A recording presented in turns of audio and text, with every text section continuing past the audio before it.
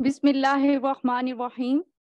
मोअज़्ज़िज़ chairman NEPRA, मेंबरान और निहायत ही काबिल एहतराम सामीन जो हमारे साथ यहाँ पर और वर्चुअली मौजूद हैं, अस्सलामु अलैकुम एंड गुड आफ्टरनून। मैं तैयबा सलीम आज के इस वेबिनार में आप सबको खुश आमदीद कहती हूँ। प्रोग्राम का बाकायदा आगाज़ तिलावत कुरान पाक से करेंगे।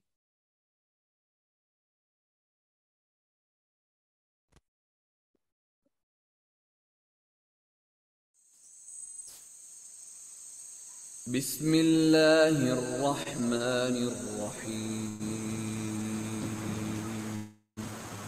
अल्लाह के नाम से जो बड़ा मेहरबान निहायत रहम वाला है।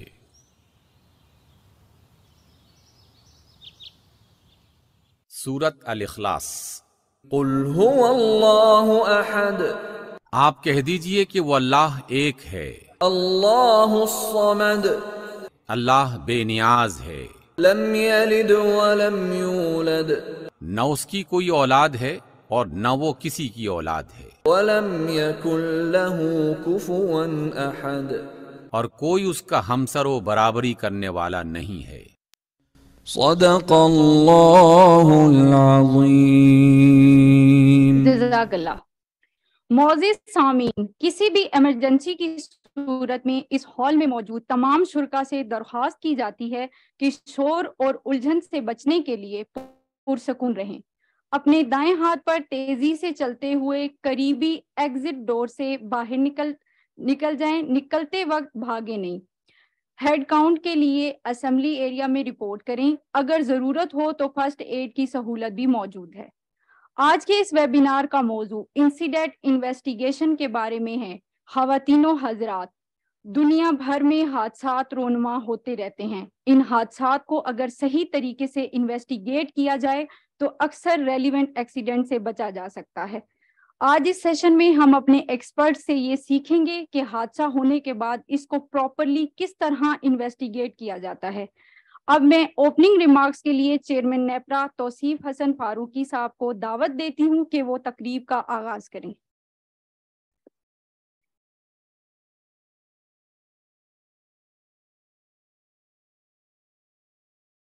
बिस्मिल्लाहिर्रहमानिर्रहीम। सबसे पहले तो मेरी HSE टीम सुहेल साद और हमारी जो होस्ट हैं, आपका शुक्रिया ये इवेंट ऑर्गेनाइज करने का। और मैं ज़्यादा टाइम नहीं लूँगा। हमारे जो सैयद अज़हर साहब हैं, he is the real expert. लेकिन एक दो बातें मैं ज़रूर करना चाहूँगा। अफादियत की जो आज का हमारा ये एक टॉपिक है, कभी आपने सोचा कि इंसान ने रोड्स क्यों बनाई? अच्छा खासा सब ट्रैवल कर रहे होते थे खेत खलियान वादियों में। तो उसकी वजह ये थी कि जब किसी शख्स ने पहली दफ़ा एक पेवमेंट पे चला और जिसमें कि बेहतरी थी, तो उसने बाकी लोगों को भी सिखाया। और स्पेशली जब व्हील इजाद किया इंसान ने, तो उसको अंदाज़ा हुआ कि व्हील की अफादियत तभी है कि अगर एक स्मूथ जगह पे उसको चलाया जाए। तो पॉइंट ये है मेरी बात बताने से कि इंसान ने ग्रेजुअली तरक्की की। और हर दफ़ा जब भी इंसान ने कोई लेसन लर्न किया, उसका मकसद ये था कि अपने आप को सुकून पहुंचाए, अपने लिए आसानी पैदा करे, और सबसे बड़ी बात कि अपने फेलो जो ब्रदर्स सिस्टर्स हैं और जो एक दुनिया है, उसके लिए एक अच्छा आसानी पैदा करके। तो इसी इसी बेसिस पे साइंस ने तरक्की की। इसी बेसिस पे हम दुनिया आज केव से, और हम कितनी मोस्ट मॉडर्न अपनी लोकेलिटीज़ में रह रहे हैं। तो वजह सिर्फ यही थी कि आसानियाँ पैदा की जाएं। और अल्लाह ताला भी हमें ये दर्स भी देता है कि भाई हम जो अपने फेलो ब्रदर्स सिस्टर्स हैं उनके लिए हम आसानियाँ पैदा करें। तो जो इंसिडेंट रिपोर्टिंग होती है या इंसिडेंट के बारे में जानना, वो दो वजूहात की बिना पे बड़ा ज़रूरी होता है। एक तो ये कि वो एक्सीडेंट क्यों हुआ और उसकी क्या वजूहात थी, उसमें रिस्पॉन्सिबिलिटी असाइन करना। लेकिन उससे भी बड़ी बात वो ये होती है कि आइंदा वो चीज़ रिपीट ना हो, हम अपने लिए आसानियां पैदा कर सकें ऐसी कि जिससे कि वो मिस्टेक जिसकी वजह से वो पर्टिकुलर इंसिडेंट हुआ है, एक्सीडेंट हुआ है, वो आगे रिपीट ना हो। तो उसके लिए सबसे क्रिटिकल चीज़ ये होती है कि हम लेसन लर्न जो है वो उसको समझें और उसमें से ये फाइंड आउट करें थ्रू RCA जिसे कहते हैं, रूट कॉज एनालिसिस, कि वजह क्या थी इस एक्सीडेंट की और कैसे हम इंश्योर कर सकते हैं कि नेक्स्ट टाइम ये चीज़ रिपीट ना हो।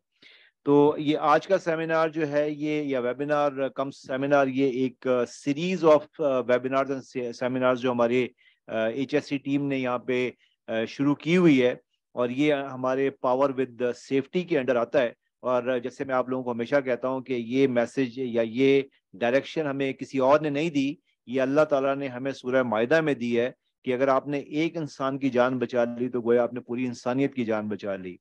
तो मैं आपको हमेशा ये मिसाल भी देता हूँ कि जब मेरा पहला दिन था तो मैंने इम्तियाज़ बलोच साहब जो मेरे इंजीनियरिंग के क्लास फेलो भी हैं, उनसे मैंने ये सवाल पूछा कि यार मैं जब अबू धाबी से चला था तो वहाँ पे 29 फर्टैलिटीज़ हो चुकी, 29 लोगों की शहादत हो चुकी थी इलेक्ट्रोक्यूशन से कराची में। तो आपको ये पता है? उन्होंने कहा हाँ जी मुझे पता है। मैंने कहा ये कैसे पता चला? तो उन्होंने टीवी की तरफ इशारा किया कि इससे पता चला। तो मैंने उन्हें कहा कि 15 दिन गुजर चुके हैं इन वाकयात को, आपके पास कोई फॉर्मल रिपोर्ट आई है इसकी? तो इम्तियाज ने कहा नहीं हमारे पास तो कोई रिपोर्ट नहीं आई। तो I am sorry to use this word, please my humble apologies for using this word, पर मैंने उन्हें कहा लख दिलाना थे भाई ऐसे power regulatory authority of Pakistan पे कि 15 दिन गुजर गए, 29 शहादतें हो चुकी हैं और आपको ये तक नहीं पता कि इसका कोई फॉर्मल रिपोर्ट आपके पास नहीं आई है। तो उसी वक्त मैंने सोचा कि नेपरा के अंदर नहीं बल्कि पूरे पावर सेक्टर की HSE को हमें ऑर्गेनाइज करने की जरूरत है। और पहली कंपनी जिसको मैंने मीटिंग के लिए बुलाया वो KE था। मुझे किसी ने कहा भी कि सर हम कोई नैब थोड़ी है। मैंने कहा पावर सेक्टर के नैब हम ही हैं, और अगर हम अपना काम नहीं करेंगे तो दूसरे हमारे सेक्टर में कूदेंगे। तो जब वो KE वाले आए 3 दिन के बाद, पहली मीटिंग थी मेरी किसी एक्सटर्नल पार्टी से, तो मैंने उन्हें इंट्रोड्यूस कराया कि हम न्यू चेयरमैन नेपरा, तौसीफ फारूकी मेरा नाम है। 2 मेंबर मेरे लेफ्ट पे 2 राइट पे बैठे थे।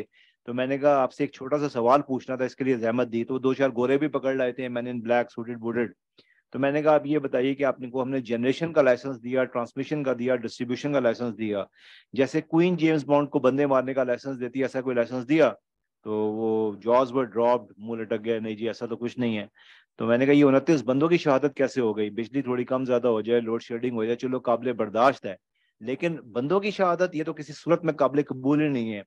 खैर उनको हाईएस्ट हमने जुर्माना किया, और फिर उनको मैंने जब इन्वेस्टिगेट किया, लिंक्डइन पे जाके मैंने कुछ कराची के कंसल्टेंट्स को ऐड किया, और मैंने उनसे कहा कि देखें जी ये कौमी मसला है, आप इसका हमें बताएं कि क्या वजह है। तो पता चला कि उन्होंने आधे कराची में 28 अरब रुपए खर्च करके 4 साल से ABC एरियल बंडल कंडक्टर बिछाया, जो कि एक कंसील्ड कंडक्टर होता है जिसपे कुंडे नहीं लगते, और उसमें 5 तारें चलती हैं, 3 लाइव, 1 न्यूट्रल और 1 अर्थिंग की। और उन्होंने for whatever reason earthing की तार निकाल दी थी। तो Karachi was like a dynamite in wet conditions. तो अब मेरे पास बीइंग चेयरमैन नेपरा 2 ऑप्शंस थी। एक, मैं अपनी आंखें बंद करके बैठ जाता, इस सिस्टम का हिस्सा बन जाता और जो हो रहा होता है उसको मट्टी पाओ। दूसरा, क्योंकि उस एरियल बंडल कंडक्टर के अंदर अब तार नहीं जा सकती थी वापस अर्थिंग की। तो कराची में 2,16,000 पोल्स हैं। तो मैंने I went for the second option. मैंने उनको बुला के और बड़ी सख्ती से कहा कि 2,16,000 पोल्स को आप इंडिविजुअली अर्थ करेंगे। और अल्हम्दुलिल्लाह उस दिन के बाद से उन्होंने अर्थ किया। बल्कि एक इसमें वाकया बताता चलूँ, शायद पहले भी मैंने आपको बताया होगा, शायद कई दफ़ा बताया होगा, कि उनके चीफ ऑपरेटिंग ऑफिसर हैं आमिर जिया साहब। उन्होंने मुझे कहा कि, मैंने कहा इसको मैं खुद टेस्ट करूंगा जब आप कर लेंगे और ऑडिट करवाएंगे। तो उसने कहा सर आप क्या, एक हमारा आला होता है उसको मैगर कहते हैं, जिससे हम उसकी रेजिस्टेंस चेक करते हैं किसी पोल की या किसी चीज की, तो आप मैगर लेके आएंगे क्या चेक करने? बड़ा मुस्कुरा के उसने कहा। मैंने कहा नहीं मैगर की क्या जरूरत है, उससे भी आसान तरीका है। कहते वो क्या? मैंने कहा कराची आऊंगा मैं, कोई से 3 पोल्स पिक करूंगा, उन पे पानी की बाल्टियां पिकवाऊंगा, उनको वेट कंडीशंस क्रिएट करवाऊंगा और आपसे कहूंगा उसको हाथ लगाएं। अगर आप बच गए तो इसका मतलब है अर्थिंग ठीक है, और अगर आप मारे गए ऑन स्पॉट तो आप शहीद करार देंगे। तो खैर उसके बाद अल्हम्दुलिल्लाह आज ये हुआ उसका असर कि कराची में मोस्ट अनप्रेसिडेंटेड 8 गुना बारिश हुई, not a single electrocution case अल्हम्दुलिल्लाह। तो ये आप, मैं समझता हूँ इसमें मेरी कोई जाती अचीवमेंट नहीं है, ये नेपरा की अचीवमेंट है, और आप सब नेपरा का हिस्सा हैं। तो ये सब जब आपका हिसाब किताब हो रहा होगा और आप पूरे सरात पे से ऑलमोस्ट गिरने वाले होंगे, तो शायद यही एक्शन आपका आपको आपकी ऑर्गेनाइजेशन का आपको बचा ले, क्योंकि हमारा सबका रिस्क भी साझा है। हमारी यहाँ पे हम we are like a NEPRA family. तो मैं हमेशा केई को हर जगह जाके ये बात करता हूँ, और अभी मैं के उनके HSE वीक में गया हुआ था as chief guest in the last day, और मैंने उनके CEO से इजाजत लेके ये किस्सा सारे लोगों को 100 लोग बैठे थे उनको बताया। तो जो गलत हुआ वो गलत हुआ, लेकिन जो अच्छी बात ये हुई कि हमने उसका प्रॉपर इन्वेस्टिगेशन की इंसिडेंट की, और उसकी हमें एग्जैक्ट रीजन पता चली। तो हमने उस पे मट्टी पाओ मुहिम नहीं डालना शुरू की, बल्कि हमने उसको प्रॉपर जब हम उसकी तह पे पहुंच गए कि वजह क्या है, तो हमने उस प्रॉब्लम को एड्रेस किया, और हमने 35 लाख रुपए पर पर्सन जो डिसीज थे उनको दिलवाया, नेक्स्ट ऑफ किन को जॉब दिलवाई।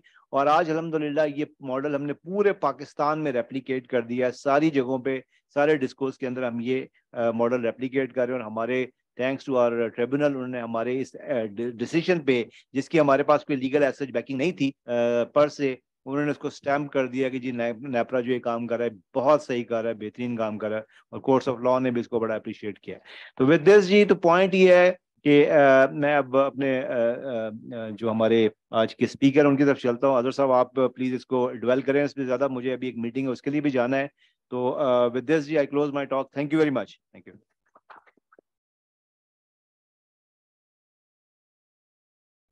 शुक्रिया चेयरमैन साहब। मोज़े सामीन, नेप्रा ने 2021 में पावर सेफ्टी कोड पब्लिश किया था, जिसमें इंसिडेंट इन्वेस्टिगेशन के बारे में मतलूबा मालूमात फराहम की गई थी। वो मालूमात क्या हैं, उसके बारे में नेप्रा HSE कंसल्टेंट जनाब सुहेल साहब को दावत देती हूँ कि वो हमें बताएं कि वो क्या रिक्वायरमेंट्स थी।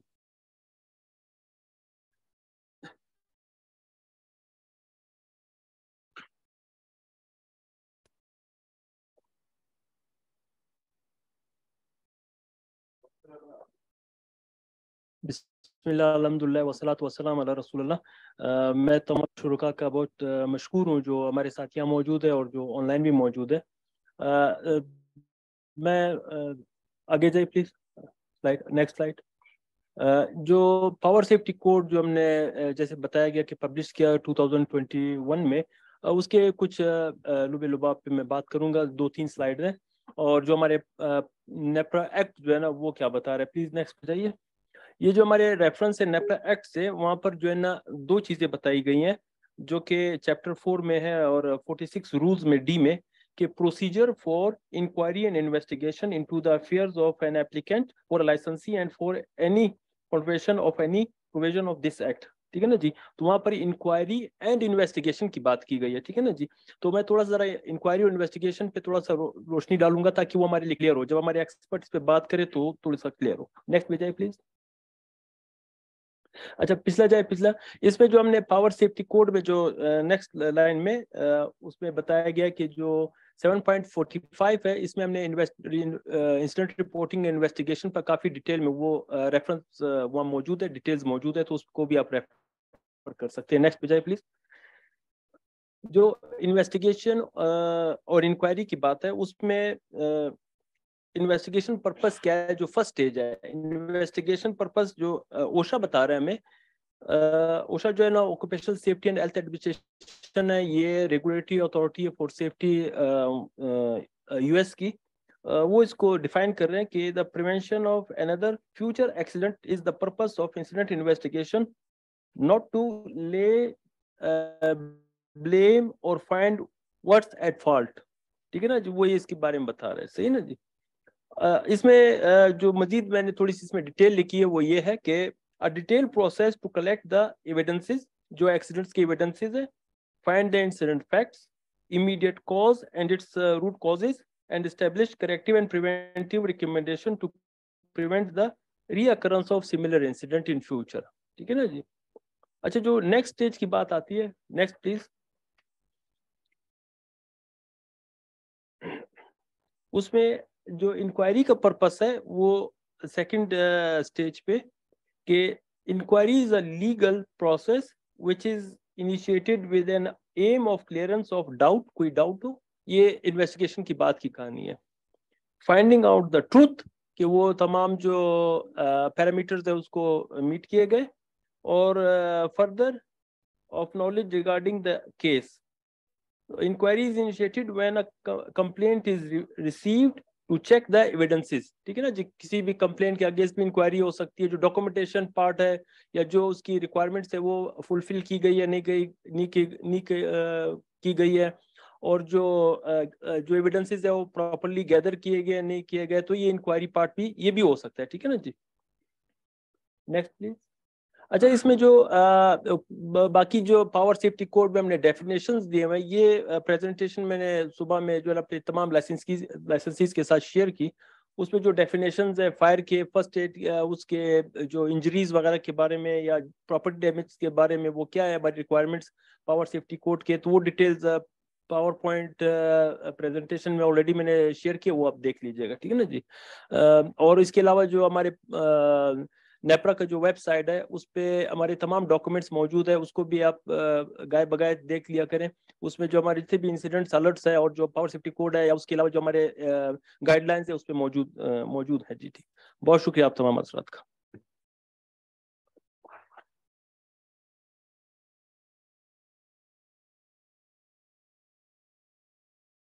शुक्रिया सोहेल साहब। इस वक्त हमारे साथ सैयद अजहर मोइन ऑनलाइन मौजूद हैं, जिनका हेल्थ सेफ्टी और इन्वायरमेंट में 40 साल का मल्टीनेशनल कंपनियों में काम करने का तजुर्बा है। सैयद अजहर मोइन कॉरपोरेट लेवल पर मुख्तलिफ HSE के मेगा प्रोजेक्ट कर चुके हैं और इनका process safety, investigation, training, risk assessment और फायर प्रिवेंशन में वसी तजुर्बा है। सैयद अजहर मोइन का कंपनियों के स्टैंडर्ड्स और प्रोसीजर्स को डेवलप करने में लीडिंग रोल रहा है। इस वक्त सैयद अजहर मोइन साहब सऊदी अरेबियन माइनिंग कंपनी में HSE कंसल्टेंट के तौर पर खिदमात सर अंजाम दे रही हैं। अब मैं दावत देती हूँ सैयद अजहर मोइन को कि वो अपनी स्पीच का आगाज करें।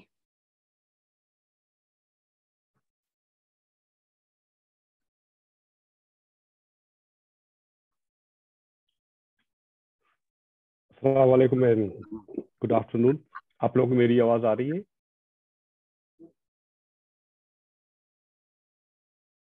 Yes, we can hear you.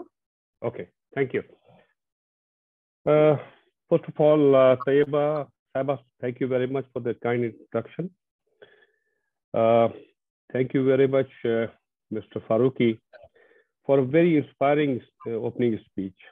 And, you know, I have a challenge now after your speech, because what you have talked about is half of my presentation. But that shows one thing, that the commitment and the leadership of NEPRA has to improve safety in this part of the world, Pakistan. Though we all know that generally the safety standards in Pakistan is not as it should be, and I really admire what NEPRA is going through and the vision they have. I would like also to thank Sohail Sahab for inviting me here to present and share my thoughts and investigation. One more thing which I really observed that I would like to share, okay, for NEPRA, your slogan, Power with Safety, shows that this organization really wants to improve the energy sector in Pakistan. And I want all of you, the professionals that we have here, to take this and improve safety within your organization.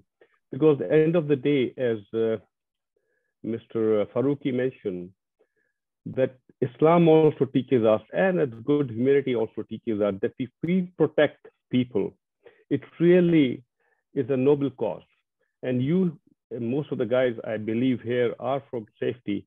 So this is a thing that you need to look into, how you improve safety within your company to ensure that all your assets, and the key asset is your, you know, employees and the public. You know, you interact with the public, because a lot of this power sector, they have interaction with public, how you protect them. So all the best, and I'm sure the way you are going, inshallah, you will improve.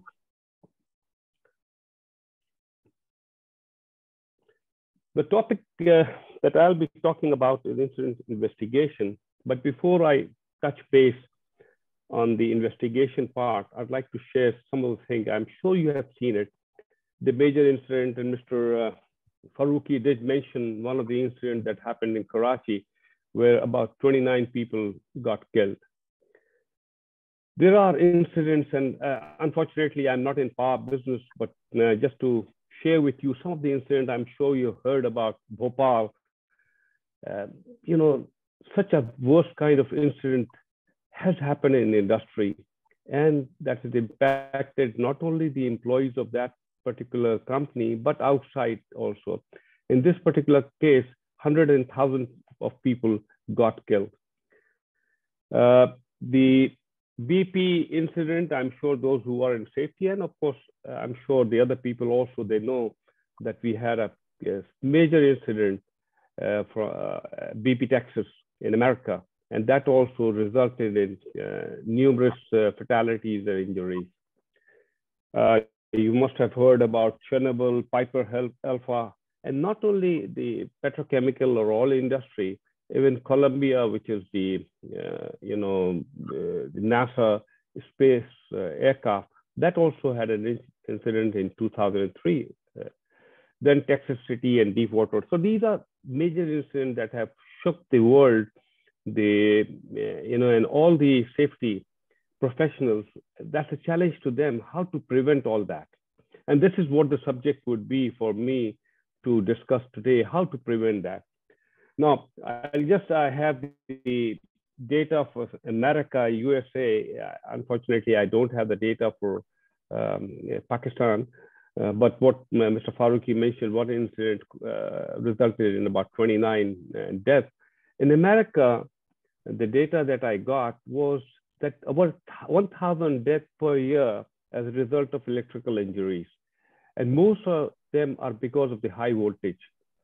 And of course, leave the lightning part, which is act of God, you can say that, but still you can protect by providing, I'm sure you know better than me, but insulation or earthing.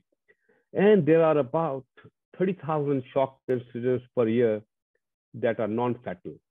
So look at only one country, USA had that much incident. And I'm sure, as I said, a lot of these incidents, similar incidents occur in our country, Pakistan also. So the question here is, do we want accidents? I've been asking this question to many people in industry. Many sessions I've had over 40 years. I was in Pakistan. I was working with Exxon Chemical and Pakistan Refinery. And I left Pakistan about 31 years back. And I've been asking in various sessions that I conduct, do we want accidents? And believe me, not a single person has said, yes, we want. And I'm sure you guys also don't want accidents, but they do happen. You know, the accident that I shared, if I would have gone to that facility a day before and asked the same question, they would also have said, no, we don't want accidents. So what happens? Why the accident occurs? And I think you guys need to all think, because incident investigation, as Mr. Faruqi very well mentioned, is to prevent recurrence. And what we need to look into, are we really doing the right investigation?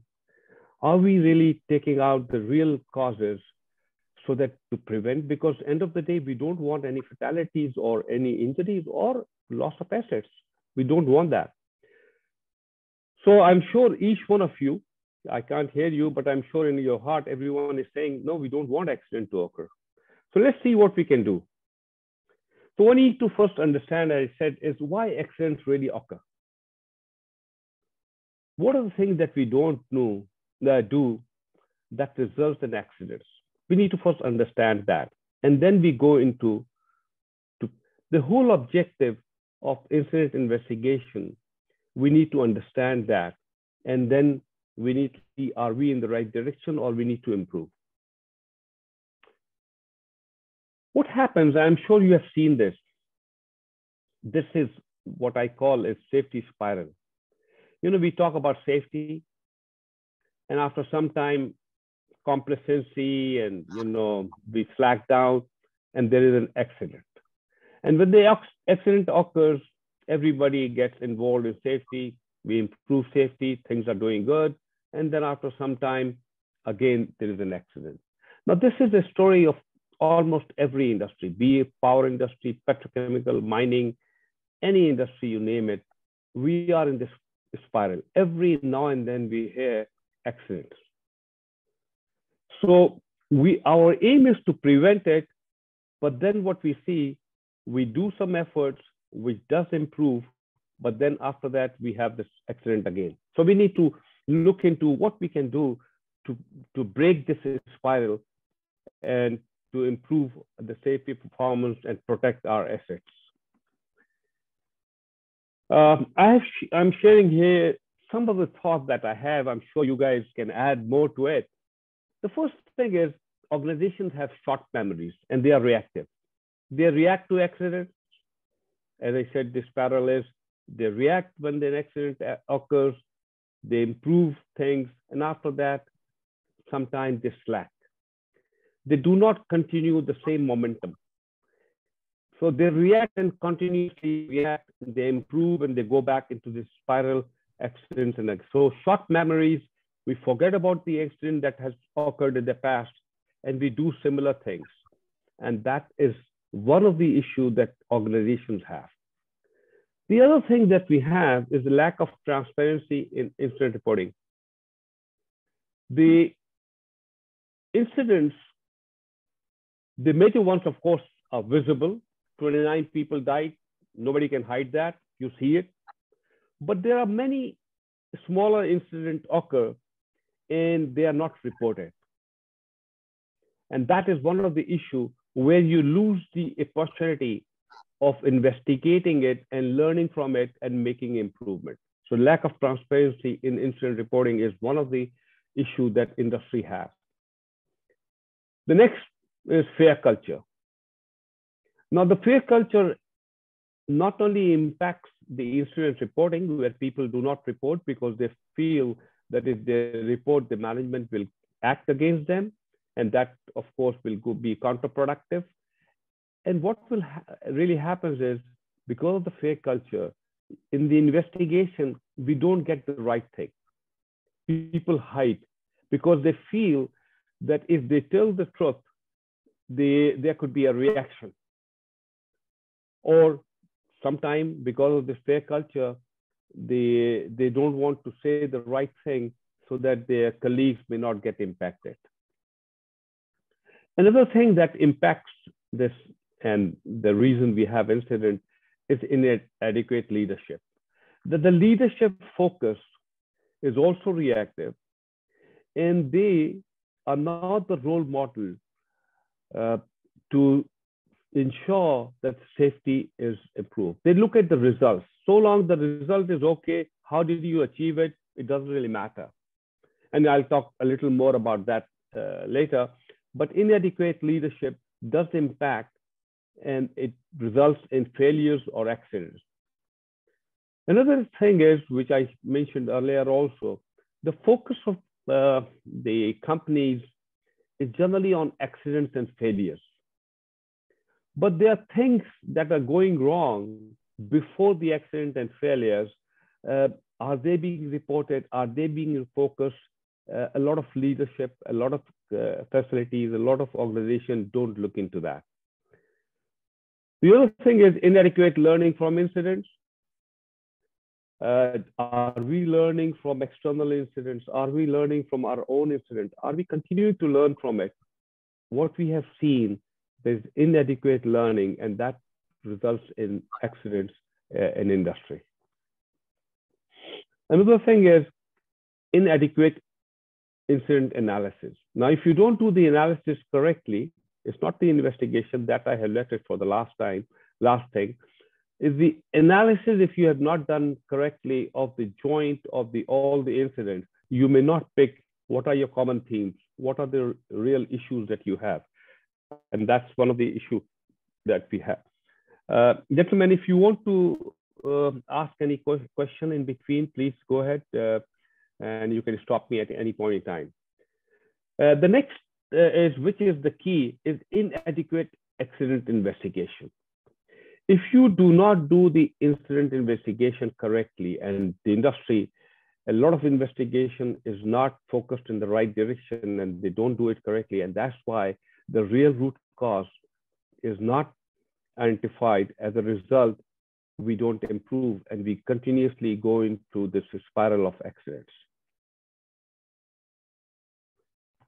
Now, the question that we all need to ask and align ourselves, what is our objective of investigation? Why do we do investigation? Is it just to please the management because there's an accident and we need to do it? If that is the case, then we will never improve.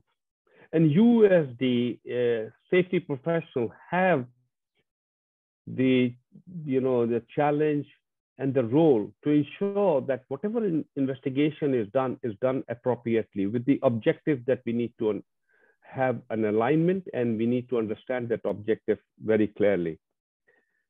So there are two things that comes to my mind, to everybody's minds when we do the investigation: either to prevent recurrence, we all say that, and we need to understand why it happened, what was the root and direct cause, for learning, and we want to prevent the accident. That's one. But we see that there is, at times, the management focus on, even the investigation people, they focus in to get a culprit, to find out who did it, who was the person responsible for it. And basically, it is to punish him. Now that, if you have the second one, obviously you will never have a culture within the organization where investigation is done appropriately. It will all be towards fault finding. Now, if you do the fault finding from a people perspective, then investigation can never be correct and you would never get the right result. So remember, fact finding is the real thing, not fault finding. Never focus on fault, focus on facts, what happened, what went wrong, and then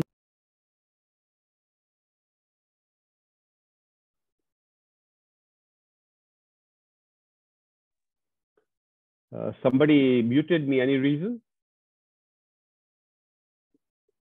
Yeah, it's okay now. Okay.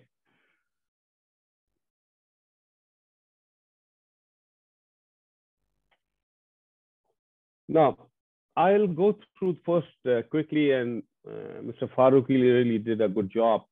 He did talk about it, and then Mr. Suhail also, they talked about the incident investigation, the code that you have. So and you all are, most of you are from safety, so you know these things. So I would not spend much time on this one. I would like more time into discussing some other thing in incident investigation as a takeaway for all of you.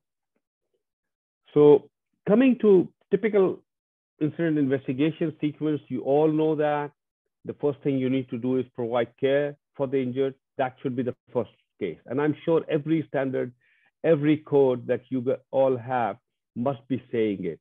And if it is not, which I doubt, please ensure that that is one of the key things that is included, to ensure that whoever is injured is taken care of first. And then you need to communicate the incident to the relevant stakeholders. For investigation, one of the key things is securing the area. You need to secure it. You need to ensure nothing moves from here, because these are the evidences. These evidences are required to find out the root causes and the direct causes why this incident occurred. Then you need to look into the records, gather evidence, interview witness, analyze those data that you all have, what you see in the area, the photographs that you have taken, the interviews that you have taken, the evidences and the record that you have checked. You analyze all that to determine the causes. And then you determine the preventive measures and, of course, communicate, lesson learned, update the record, and preventive action follow-up. Now, this is a typical flow chart for accident investigation, which I'm sure all of you are doing it. And if anything is missing, but I'd like to touch base on some of the highlights of each one to give my perspective.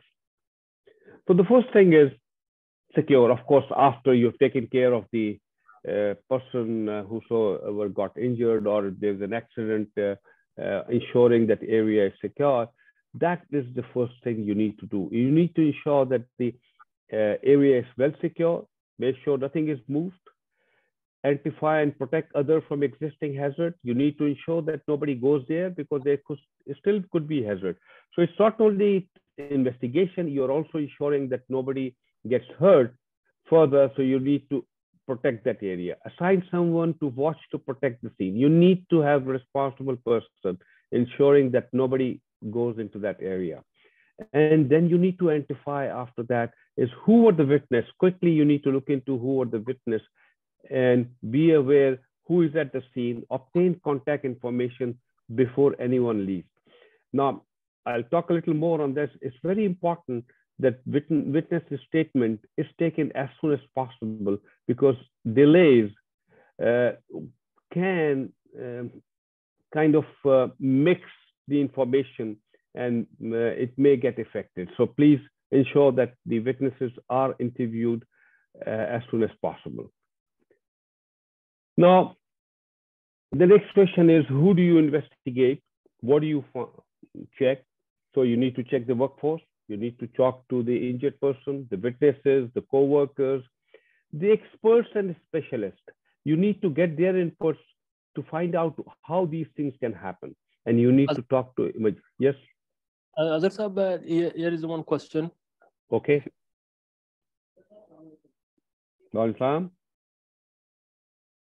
Sir, mic on. Okay.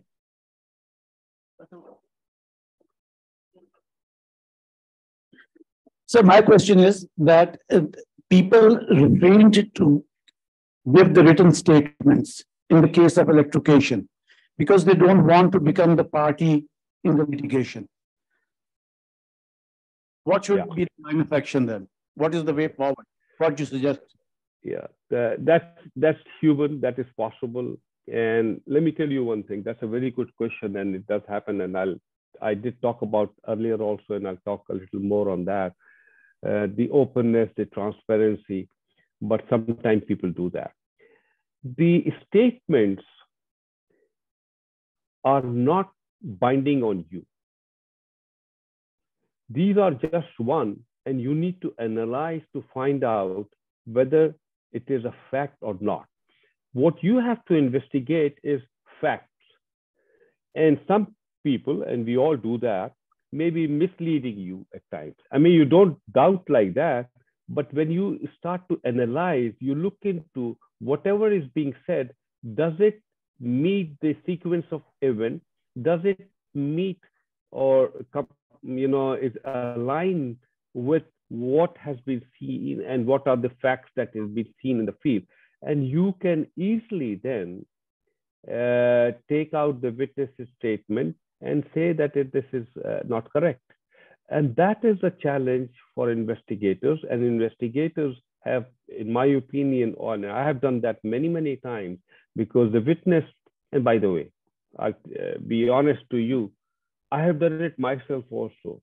I used to work in plant, in operation, and in at least one incident I remember, I'm talking of early 80s, investigation team asked me questions and I didn't tell them the right thing. I knew what happened, but because of the fear, I did not say the truth. And I'm telling you today a fact.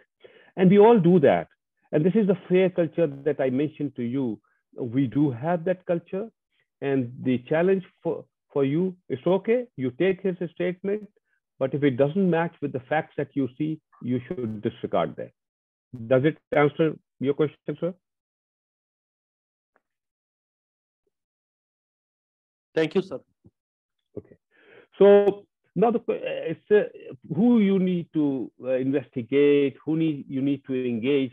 I mentioned all these. Now, these people, the workforce, the injured, the emergency response, they're all giving you facts, but they may be giving you wrong facts. That's a fact. That happens. And I shouldn't be saying that, but unfortunately, we are not as transparent generally as we should be. But the investigator has to listen to everyone and do not make up his mind, but in analysis, as I mentioned earlier, should connect the dots and verify whatever being said is correct or not. So he should analyze and come up with his own conclusion, which may or may not be what the injured person or the witness or the co-worker mentioned. It is possible, and that happens many, many times. Then you need to look into the work environment, the facilities, the equipment, material. You need to look into that. You need to analyze that. Where is certain thing? What is the location of the things in the area? You need to look into all that. Then you need to look into the work method. You need to see the job design, the safety procedures. Mr. Farooqi mentioned the good thing. You know, the investigation, they found out that the earth cable is not installed. The solution is different. That comes later on. But you did look into the design part. You look into how was it designed, the procedure, the practices, the SOPs, the standards, the working standards they have, the operating procedure. You need to look into all that, because that will give you the key information on how things should be done as given there. Or when you look at these procedures, you may find out that these procedures were not written correctly because he followed the procedure and that didn't, this accident occurred. So that means that there is something area for improvement in the safety procedure or the standard work instruction or the operating procedure. But you need to read and go through all that during your investigation. Now, when you do the gathering the evidence, as I said, I want to go quickly onto this one because I believe most of you know these things. You need to gather evidence of physical, testimonial, which is the witness statement, the document, as I mentioned. These are contextual evidences. What are the facts that are inferred here? You need to draw sketches to show distances, position, and all that. You need to take photographs. You need to look at the previous similar incident where applicable. You need to look into that. Well, did it happen here or did it happen in some other industry, and find out what was the investigation results there. Now, it should not bias your opinion, but to get the data only. There are pitfall for all this during the data gathering, and you need to be aware of it and you need to protect yourself. Letting too much time pass between incident and investigation. The more delay you do, the chances are you will not be able to get the facts. Especially in the witness, people will start to make their opinions. They will discuss with others. They will bias their opinion. You will not get the facts. So the delay would be counterproductive to your objective or doing the investigation correctly. Now, you need to stop gathering data as soon as some evidence, investigation, or investigator hypothesis is established. Don't overdo it, because then you will delay things. Using improper interviewing method, that is one of the key things that you need to be. You need to be friendly to the witness and try to, don't lead him to question or don't have leading question to him. You need to keep him relaxed to get information from him. Remember, he is the key guy that will give you the information. Now, if you are offensive to him, he would rather not give you. So you need to be using the right interviewing method. Putting employees on the defense will not help you. He will protect himself. He will not give you the fact. So do not put employees in the defense, and that we do during the gathering of evidence. I did talk about witness statement. They said, you know that there has to be standard documented witness statement. The company should develop what are the key questions should be asked and all that, because People should be trained for those, and there should be a good mechanism how to obtain the witness statement. And interview one person at a time and not a couple of people together. Because when you're questioning one, the other person may start to have his own opinion changed at times. So interview only one person and ensure that the person you interview does not get mingled with the person who is coming next, because there is always an exchange of ideas. Inform witness that interview is for preventing similar incident. You need to give him, good confidence that this is to prevent accident to happen. And do not prejudge a witness. Don't think that he's the culprit. Don't think like that. Keep an open mind. You need to get the facts only. At this point in time, like a judge, you do not think that he is a culprit or he has made the error. You just need to get the fact. And after the fact, you will decide what went wrong and how we need to improve. You need to, when you talk to them, tell them a story as much as possible without prompting. As I said earlier, also avoid leading question. Do not make a question where the answer could be yes or no. Let him give you the facts as he sees. Be a good listener and avoid emotional involvement. You need to listen at that point in time. Minimum question, let him give you more data, more facts, and let him open. The more you open him, he will give you more facts. Then after that, you get all this data, you need to evaluate those, and you need to consider all these. And this is a typical, and I will now talk to you after the second part of my presentation. I'll give you my thoughts on this, that how you should really do. But this is a typical, this is what we do. We investigate to find out area for improvement for 5 elements: people, material, workplace, method, equipment. Again, here there are pitfalls. Inconsistency is one. Data, at times, management force the data on you. And that is basically will distract you and will not give you the right result. No direct connection between data and causes. Sometimes we do that, we analyze, we say the causes, but there is no connection between the data that you have, and you cannot justify it. Sometimes we have insufficient data, and that data at times are prematurely rejected. Never do that. Understand, and the key here is the center one, that there has to be a connection between data and the causes. You need to able to justify it, not make your opinion only because this is what you feel should have been, could have happened. After that, you determine the causes, failed barriers, unsafe acting conditions, or both, which are the direct costs. Why it happened, who did it, what barrier failed, what equipment failed, who made the error, human error, and all that, direct cost. The root cause is the key, is what is the fundamental underlying system related reason? Why an accident occurred? And you need to identify those, because that is what will improve. Direct cause will only improve that part of the incident.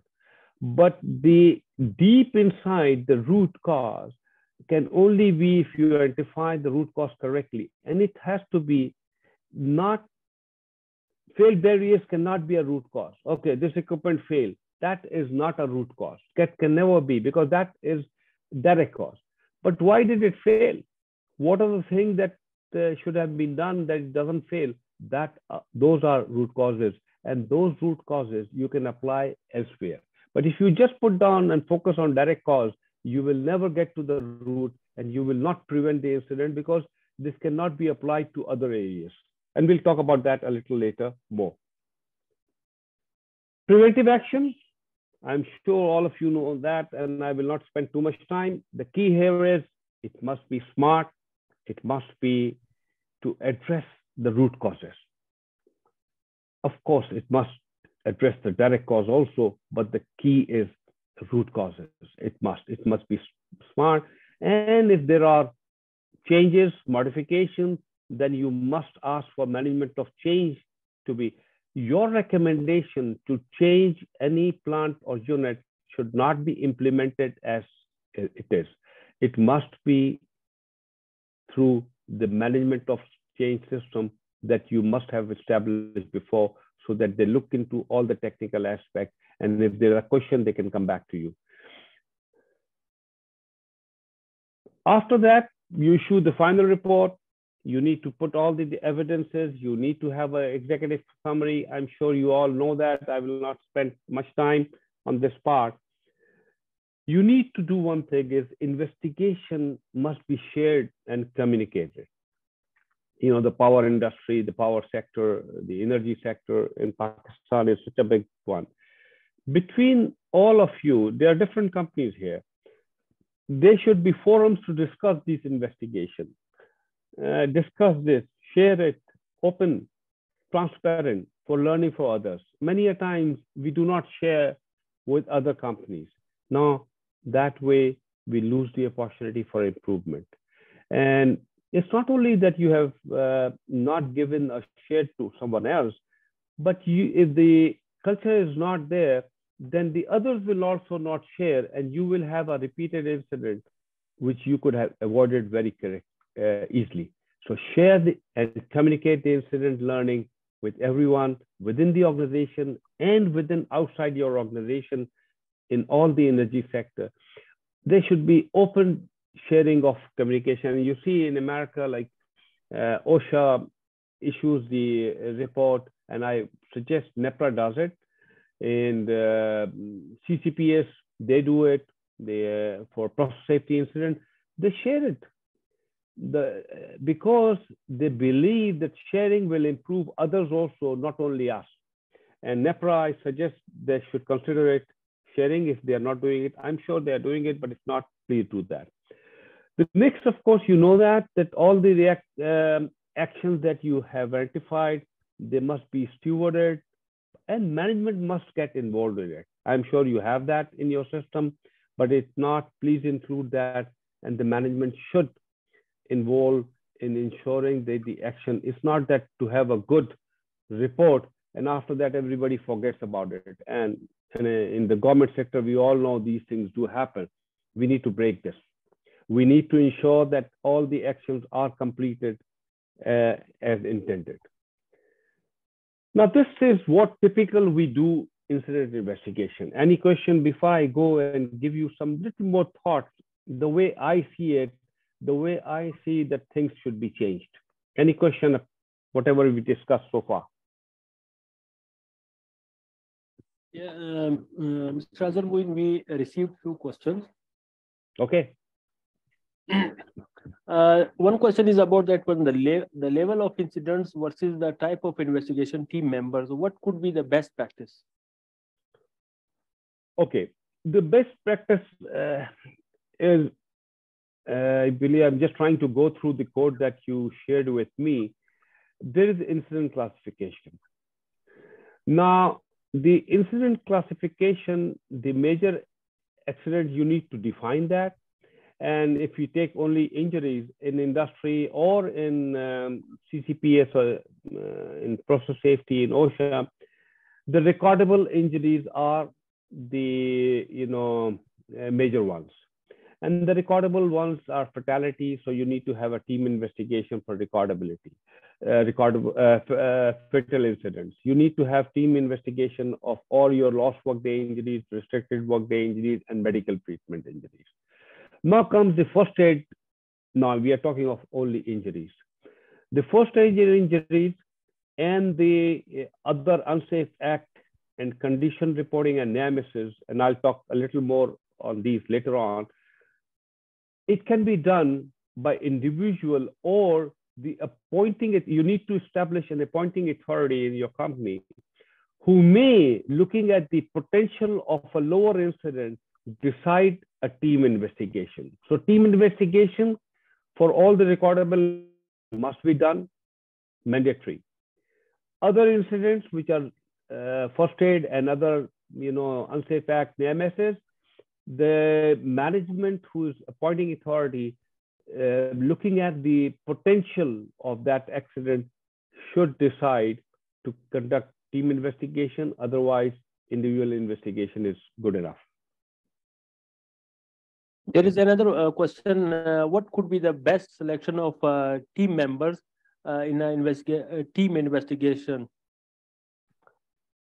Very good question. And this is where, you know, a lot of time industry, they make team just to show that they have investigated.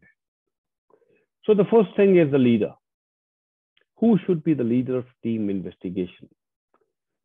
The person he requires two kind of or three expertise. He should have the technical expertise, sure. He should be an experienced person. He should have a good leadership quality, and he must be formally certified and qualified to act as the leader. Now, that's the requirement for the leader. It's very important because the leader does change the results. If the leader is not good, he may not take out the maximum from not only the witness, from the team also. So you need to have a qualified, and you have to have a system to qualify the investigation team leader. The next is the team members. Now, team members is not fixed. It all depends on the nature of the incident. But you need to have, again, somebody from safety there. And safety there is basically two things. He will ensure that the process is following correctly. And of course, he has the knowledge of all the standards and policies regarding which is applicable in the company. So he would act as a subject matter expert also for safety. After that, depending on, for example, I mean, I'll go back to the investigation of what Mr. Farooqi mentioned.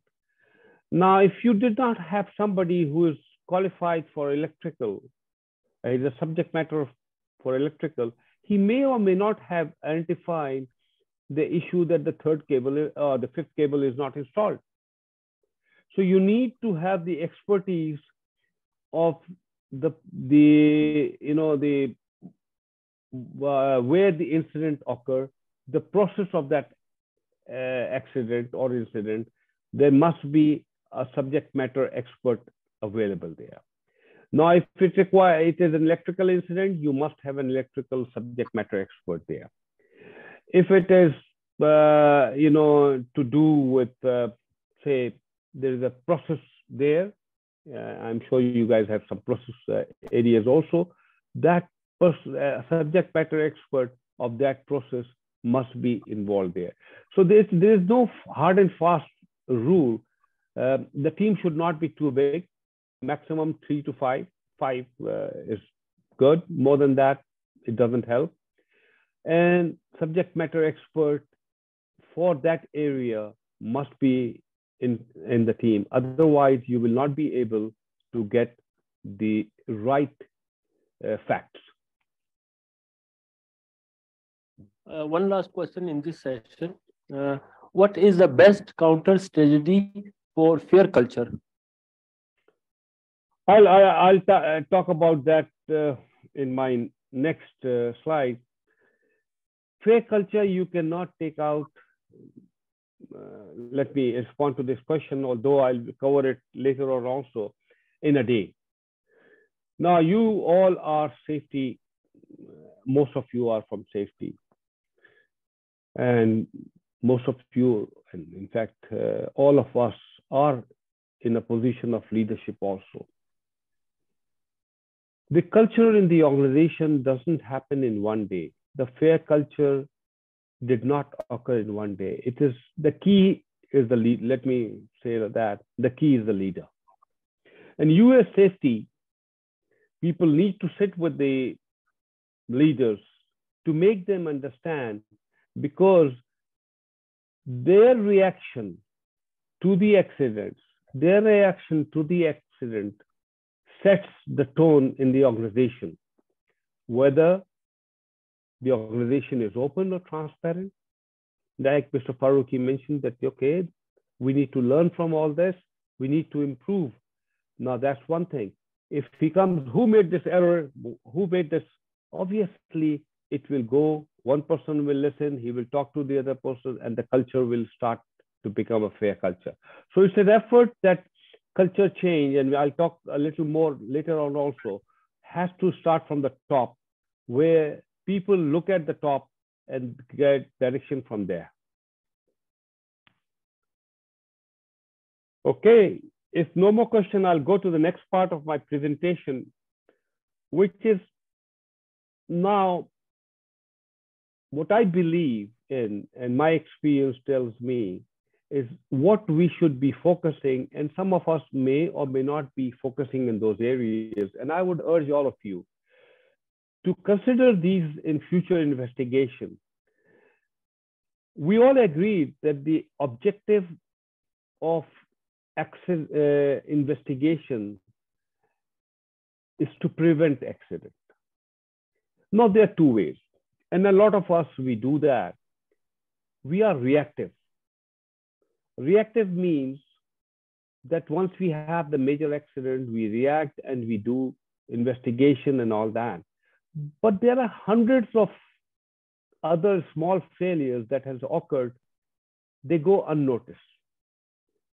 If we don't address to those and be reactive only and not proactive, we will never be able to prevent the accident, because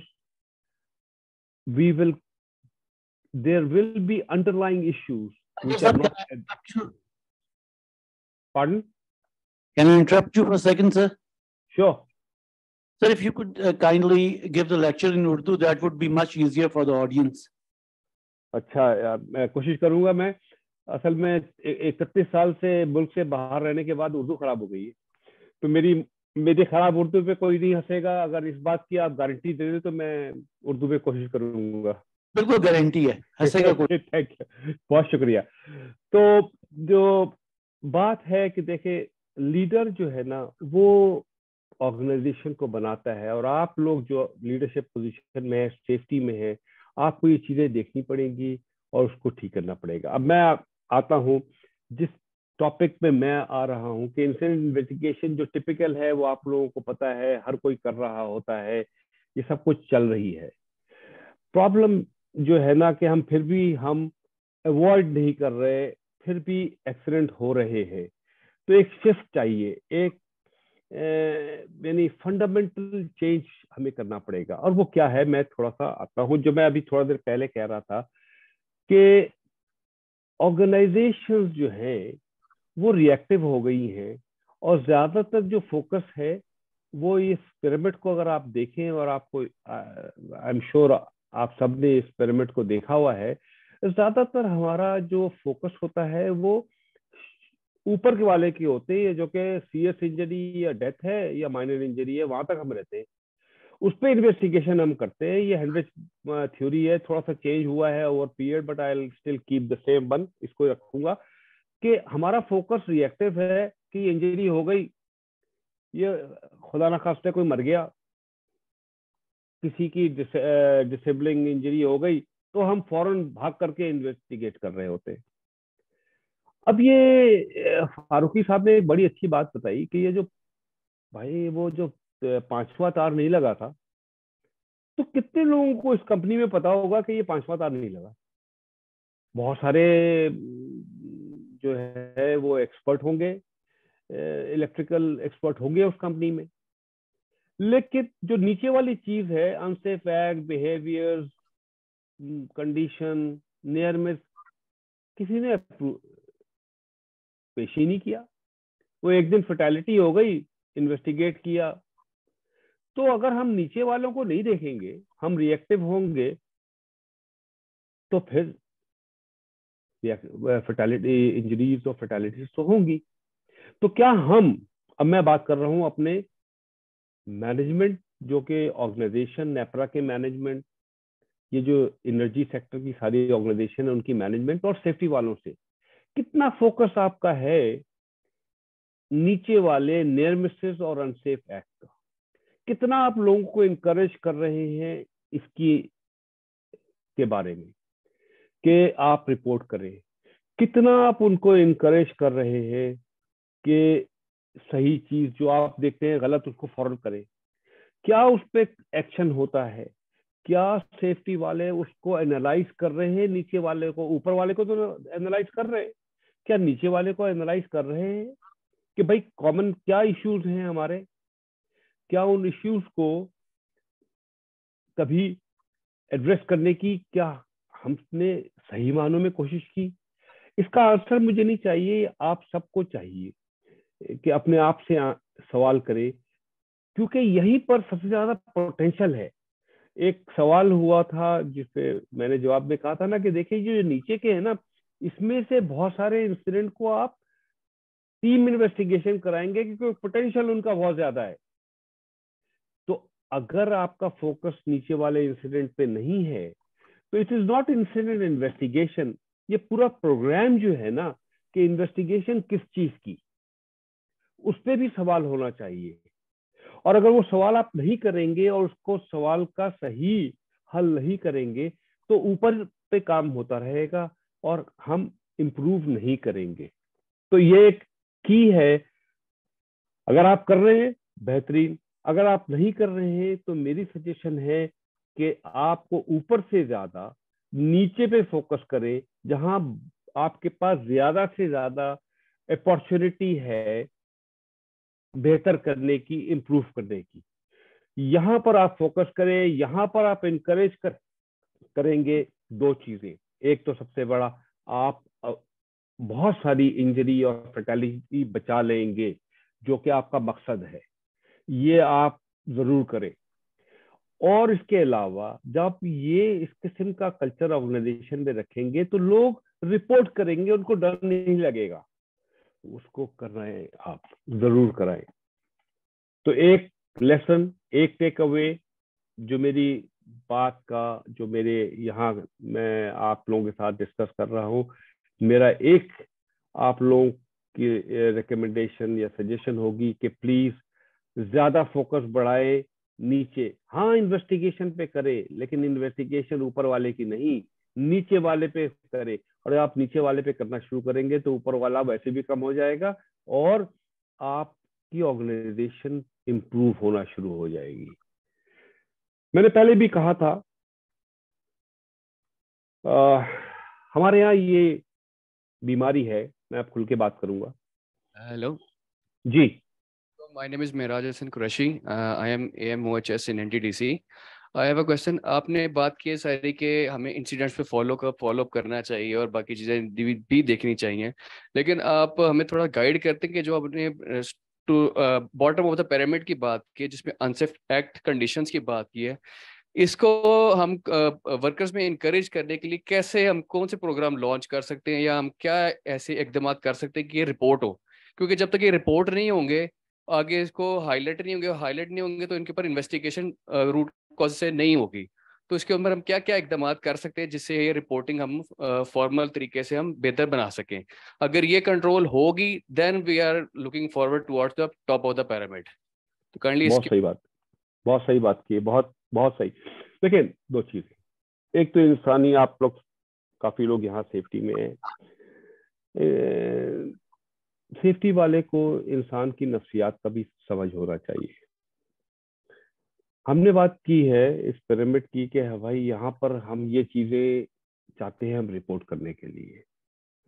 आपने कहा कि भाई ये कैसे होगा, आप ये कह तो दिया, अब होगा कैसे? तो इसके लिए आप जो लोग यहाँ पर है उनको पहले तो मैनेजमेंट के साथ बैठ करके बात करनी पड़ेगी कि देखें, we have to launch a programme, they have to commit.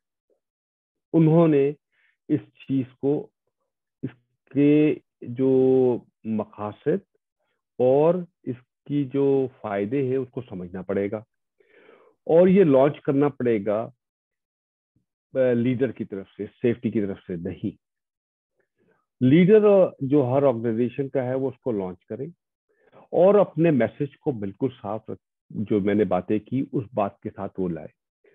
और एक और चीज होती है इंसान की फितर में कि इंसान ज्यादा से ज्यादा करता है कि इनकरेजमेंट में। इसमें एक चीज और रखिए कि जो लोग रिपोर्ट कर रहे हैं, पहले तो आपने को थोड़ी सी, आप सेफ्टी वालों का रोल आ जाएगा। सेफ्टी वाले जो है ना, अनसेफ एक्ट, कंडीशन, एमएसएस की एग्जाम्पल्स को इस प्रोग्राम के लॉन्च करने के साथ साथ लोगों में डिस्ट्रीब्यूट करें, कम्युनिकेट करें कि भाई ये क्या होती है, अंते पैक क्या होता है, अपने एरिया की बहुत सारे एग्जाम्पल करके लोगों को, ये एजुकेशन है।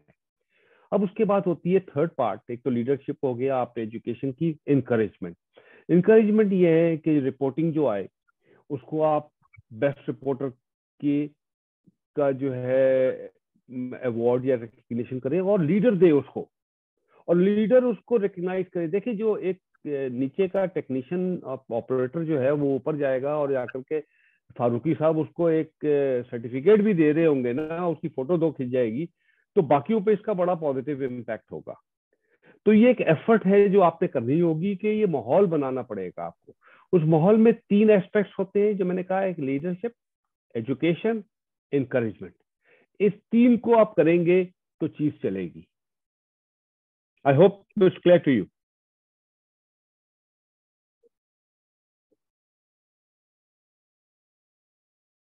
Okay, so this is what I feel. You need to have 3 aspects to it. You cannot move such program, या आप नहीं कर सकेंगे अगर आपका लीडर जो है ना वो इस बात को नहीं समझ रहा, और उसको एंगेज कर रहे हैं आप। देखिए हर किसी का लीडर होते हैं, मैं तो 40 साल से ऊपर मेरी जिंदगी गुजर गई है इंडस्ट्री में, ठीक है ना। हर किस्म के होते हैं। जो सेफ्टी में लोग होते हैं ना, उनका काम होता है कि उससे कैसे आपने उससे मैक्सिमाइज करना, उसको एंगेज करें, उसको आप फ्रंट में करें। जैसे आज फारूकी साहब थे ना, अब वो मजबूर है कि कुछ ना कुछ कहना ही पड़ेगा उनको सेफ्टी के बारे में।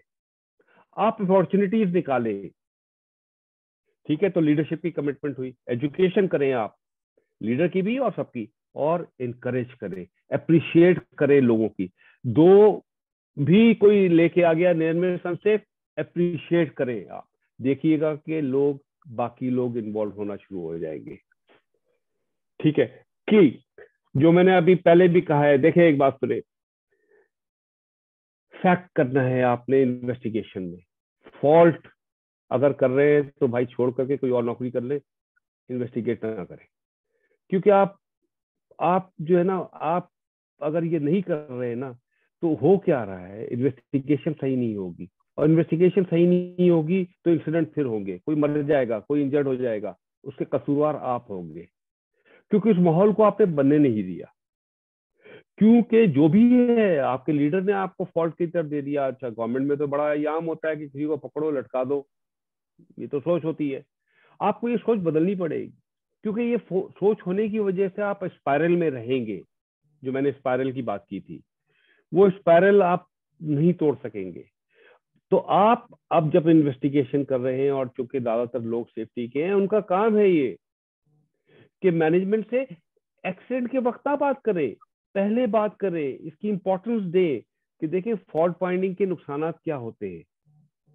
फैक्ट फाइंडिंग पे फोकस करें, और that is the key. Otherwise देखें, ये सोचना पड़ेगा आपको कि आप जब इन्वेस्टिगेशन सही नहीं करते तो एक मसला हो रहा है कि अगला जो एक्सीडेंट हो रहा है ना, और उस तरह, और आपने सही नहीं की है, तो यू आर ऑल्सो रिस्पॉन्सिबल। अगर आप ये फील करना शुरू कर दें, आई एम श्योर कि इतना इम्प्रूवमेंट आएगी, क्योंकि आपको ये फील होगा कि यार ये this is, I need to do it, because इसकी वजह से नुकसान हो रहे हैं, और मेरे पे मॉरल नुकसान हो रहा है कि भाई मैं कर सकता था, रोक सकता था, रोका नहीं मैंने। तो fact finding is the key. अब मैं आपको एक चीज दिखाता हूँ जो आप लोगों ने बहुत दफा देखा होगा, जिसे हम कहते हैं पिरामिड, सॉरी आइसबर्ग। देखिए आइसबर्ग में 2 चीजें होती हैं जो पानी में होता है, एक तो टॉप होता है और एक बॉटम होता है। और अक्सर ये होता है, अक्सर क्या, हमेशा ये होता है कि बॉटम पार्ट बहुत ज्यादा होता है। तो जो टॉप पार्ट है, जिसको हम सेफ्टी में कहते हैं, और यहीं पर आपको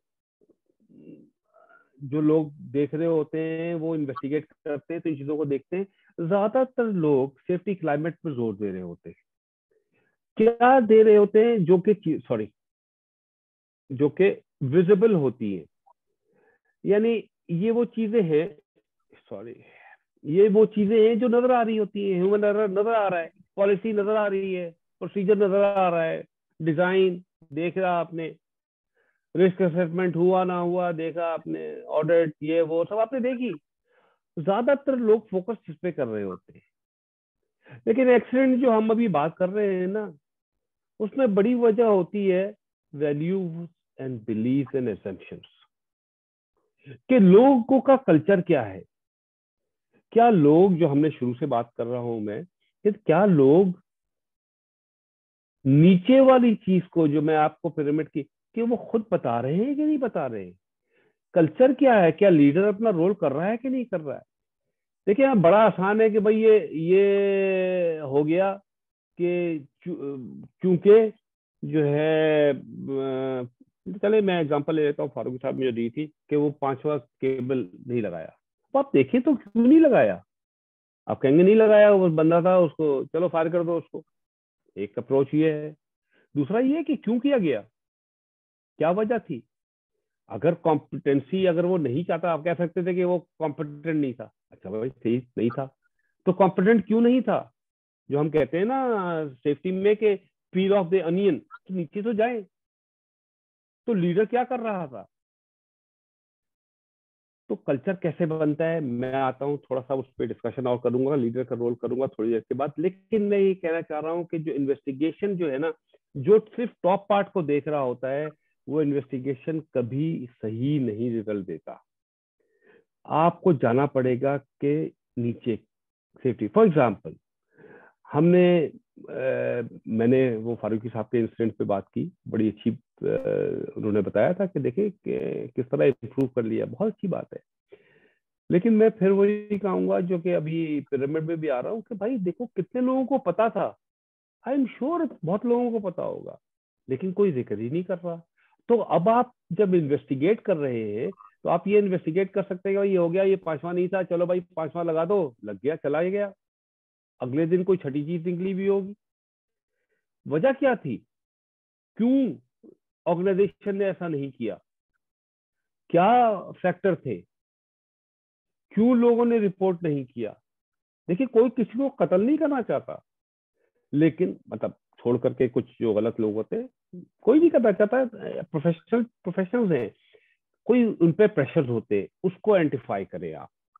देखिए फिर मैं इसको ले आता हूँ, जो आप लोगों ने बहुत दफा देखा होगा, जिसको स्विच स्विच चीज कहते हैं, कि एक हैजर्ड है। आप इन्वेस्टिगेट कर रहे होते हैं, आप फर्स्ट पार्ट कर रहे होते हैं कि ह्यूमन सिस्टम हार्डवेयर। कितने लोग कल्चर देख रहे होते हैं, कितने लोग लीडरशिप को सवाल कर रहे होते हैं, क्योंकि ये भी एक बैरियर है। ये करना जरूरी है। कैसे होगा, बात करेंगे। की क्वेश्चन जो इन्वेस्टिगेशन में आपको करना चाहिए कि भाई ये जो हुआ था, पहले रिपोर्ट क्यों नहीं हुआ।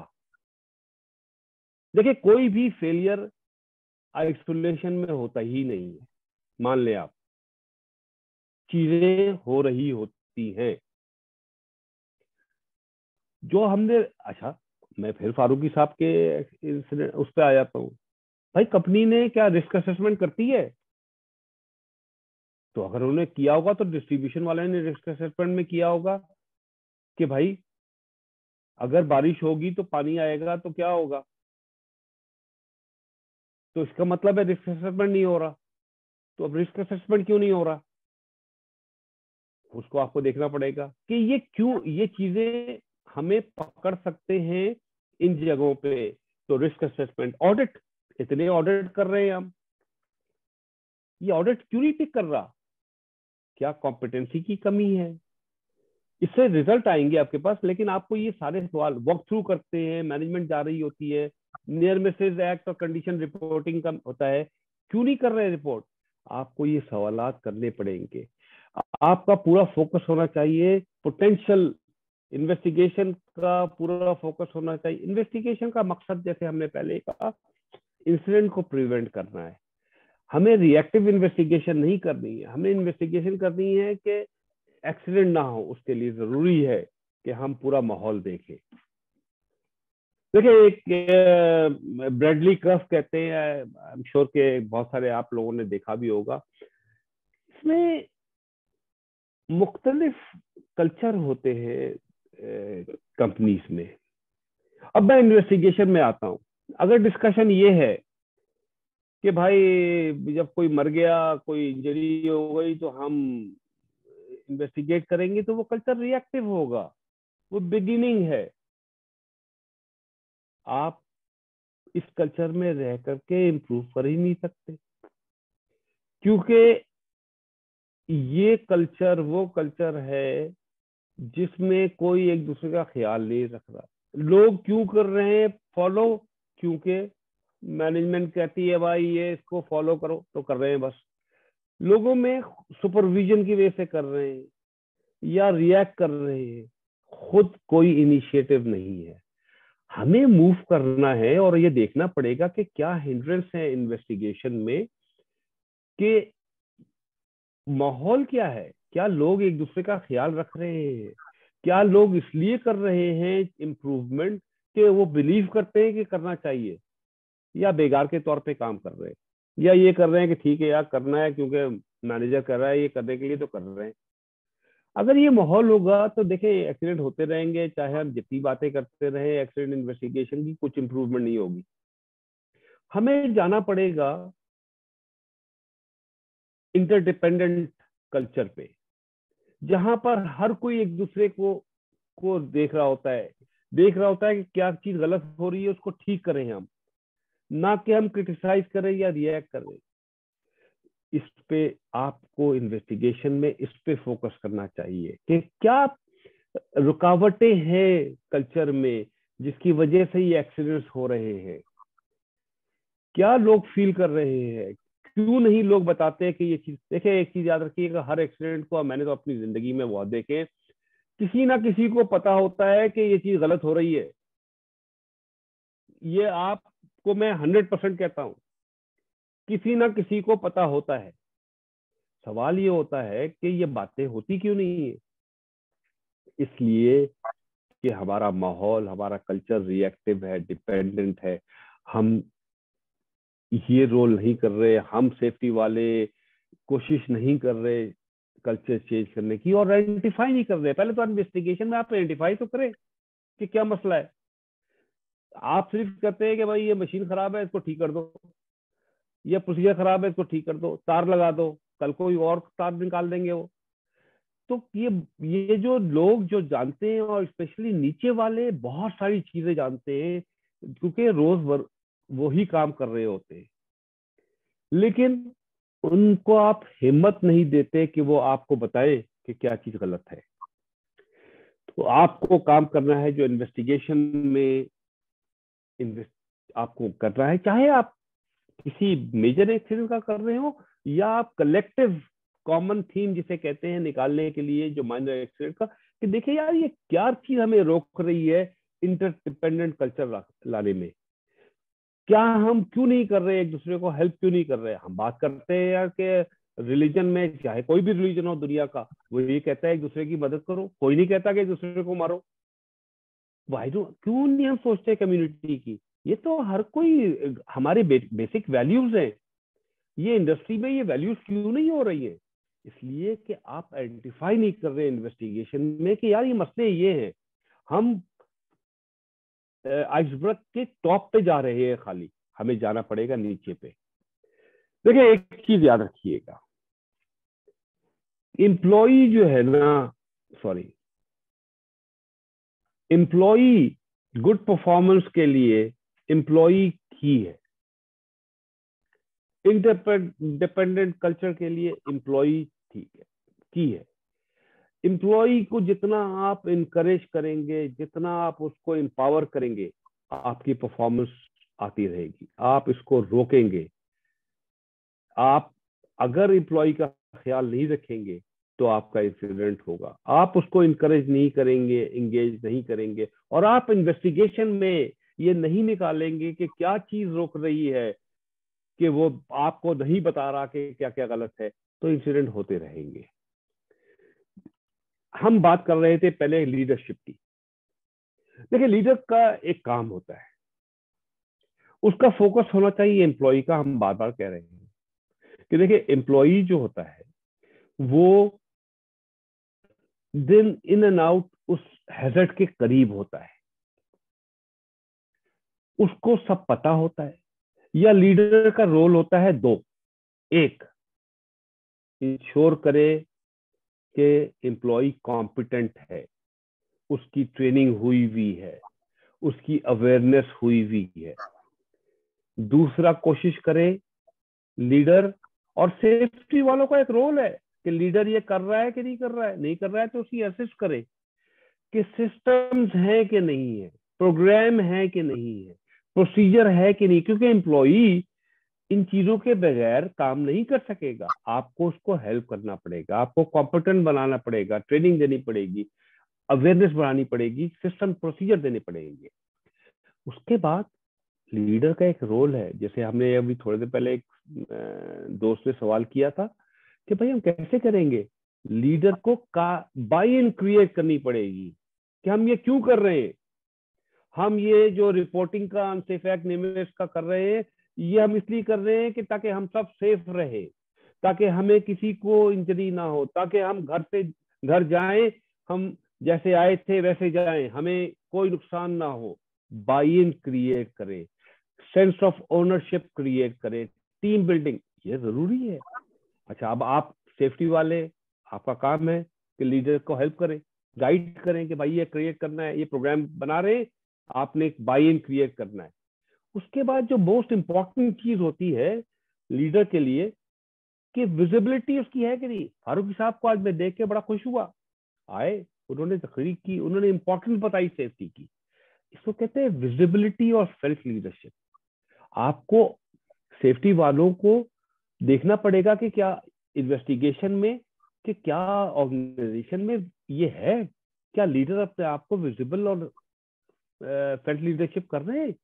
देखिए, लीडर अगर ये नहीं कर रहा तो फिर क्या होगा ये माहौल नहीं बनेगा और जो आपके जो इश्यूज हैं वो रहेंगे। Walk, he has to walk the talk. ये नहीं है कि अभी कुछ कह रहे हैं और अंदर कुछ, मैंने बहुत सारों को देखा है वैसे बड़ी तकरीर करते हैं सेफ्टी की, प्लांट में अलार्म, हाई लेवल अलार्म आया हुआ है, लेकिन चूंकि प्रोडक्शन चल रही है, चूंकि सब कुछ चल रहा है, तो उन्होंने इग्नोर किया, निकल गए। ये मैसेज होता है। अब क्या सेफ्टी वाले देख रहे हैं इन्वेस्टिगेशन में कि क्या लीडर ये रोल कर रहा है। अगर नहीं करेगा तो ऑब्वियसली आप डायरेक्ट कॉस्ट को तो पकड़ लेंगे, इनडायरेक्ट कॉस्ट को नहीं पकड़ेंगे। और जो टाइटैनिक भी जो है ना, वो इनडायरेक्ट से मारा गया था। हम होता है नुकसान, जाकर के नीचे जो चीज होती है उसको आप एड्रेस नहीं करते हैं। आप उसको लीडर क्या कॉन्स्टेंटली क्रिएट कर रहा है सेंस ऑफ अनीज के भाई देखें हमारी परफॉर्मेंस बहुत अच्छी है, लेकिन फिर भी मैं चाहता हूँ आप लोग जो है इसको आइडेंटिफाई करें, कोई चीज खराब है तो बताएं और देखें कोई चीज कोई इग्नोर ना करे। ये लीडर का कांस्टेंट रोल होता है। अब सेफ्टी वालों का ये है कि देखे कि ये चीज हो रही कि नहीं, इन्वेस्टिगेशन का काम ये है कि देखे कि ये हो रहा है कि नहीं हो रहा है। देखिए, इंसिडेंट इन्वेस्टिगेशन के लिए अगर आपने परफॉर्मेंस रखनी है और एक्सीडेंट को रोकना है, की इज, जैसे मैं पहले भी कहता रहा हूँ कि आपका जो बॉटम पार्ट है, जो आइसबर्ग का बॉटम है, जो कि बिलीफ है, जो कि ऑर्गेनाइजेशन का माहौल है, उसको देखना बहुत जरूरी है। टॉप को देखना जरूरी है, मैं नहीं कह रहा कि उसको अपनी डायरेक्ट कॉस्ट देखना है, आपने जरूर देखना है, वो जरूरी है। लेकिन अगर आप की इन्वेस्टिगेशन नीचे के कल्चर पार्ट को नहीं एड्रेस करेगी, आइडेंटिफाई नहीं करेगी, तो आप एक्सीडेंट को नहीं रोक सकते। अगर आपने अच्छी परफॉर्मेंस चाहिए, अगर आप जो आप कहते हैं कि हम चाहते हैं कि हर कोई प्रोटेक्ट रहे, अगर आप ये चाहते हैं तो उसका एक ही तरीका है, आप अपनी इन्वेस्टिगेशन का फोकस डायरेक्ट पे रखें, जरूर करें, उसके लिए क्वालिफाइड लोग होने चाहिए, लेकिन जो नीचे का है आइसबर्ग का, उसको जरूर देखें। तो इन कंक्लूजन मैं कुछ चीजें अपनी थॉट या अपनी सोच का जिक्र करूंगा, जो कि मैं कहता रहा हूं, अभी आपसे बात करता रहा हूं। पहली तो इन्वेस्टिगेशन कोई भी हो रहा ही है, ये जरूर करे कि फॉल्ट फाइंडिंग की तरफ ना जाए। आप पूरा माहौल खराब कर देंगे अगर आप फॉल्ट फाइंडिंग पे जाएंगे। नेवर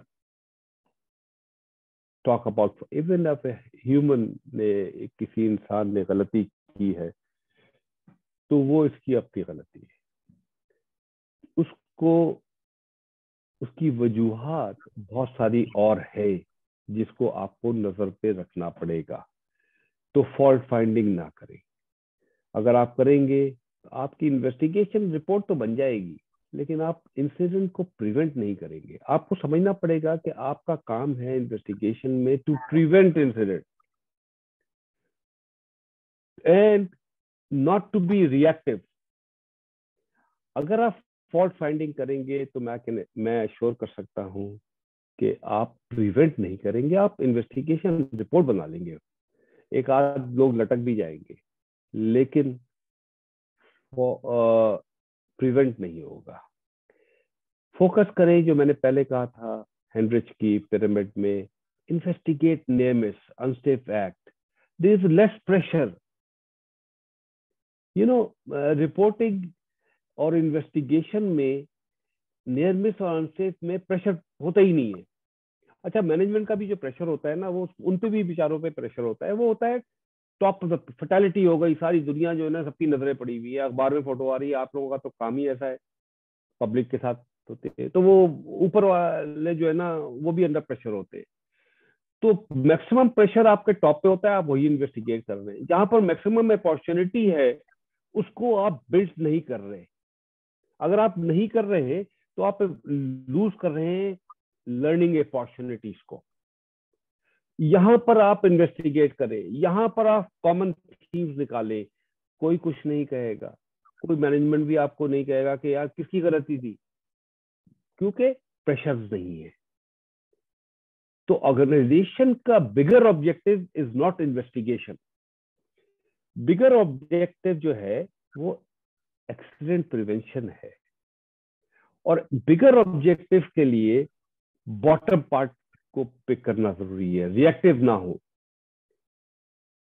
फिर से मैं कहूंगा, रिक्रिएट करूंगा, इन्वेस्टिगेट करें to prevent recurrence, identify areas for improvement. एक तो ये चीज रखें कि जो आप रिपोर्ट में भी लिखें तो एरियाज फॉर इम्प्रूवमेंट लिखा करें, फाइंडिंग्स, फॉल्ट, इस किस्म के वर्ड्स ना लिखा करें।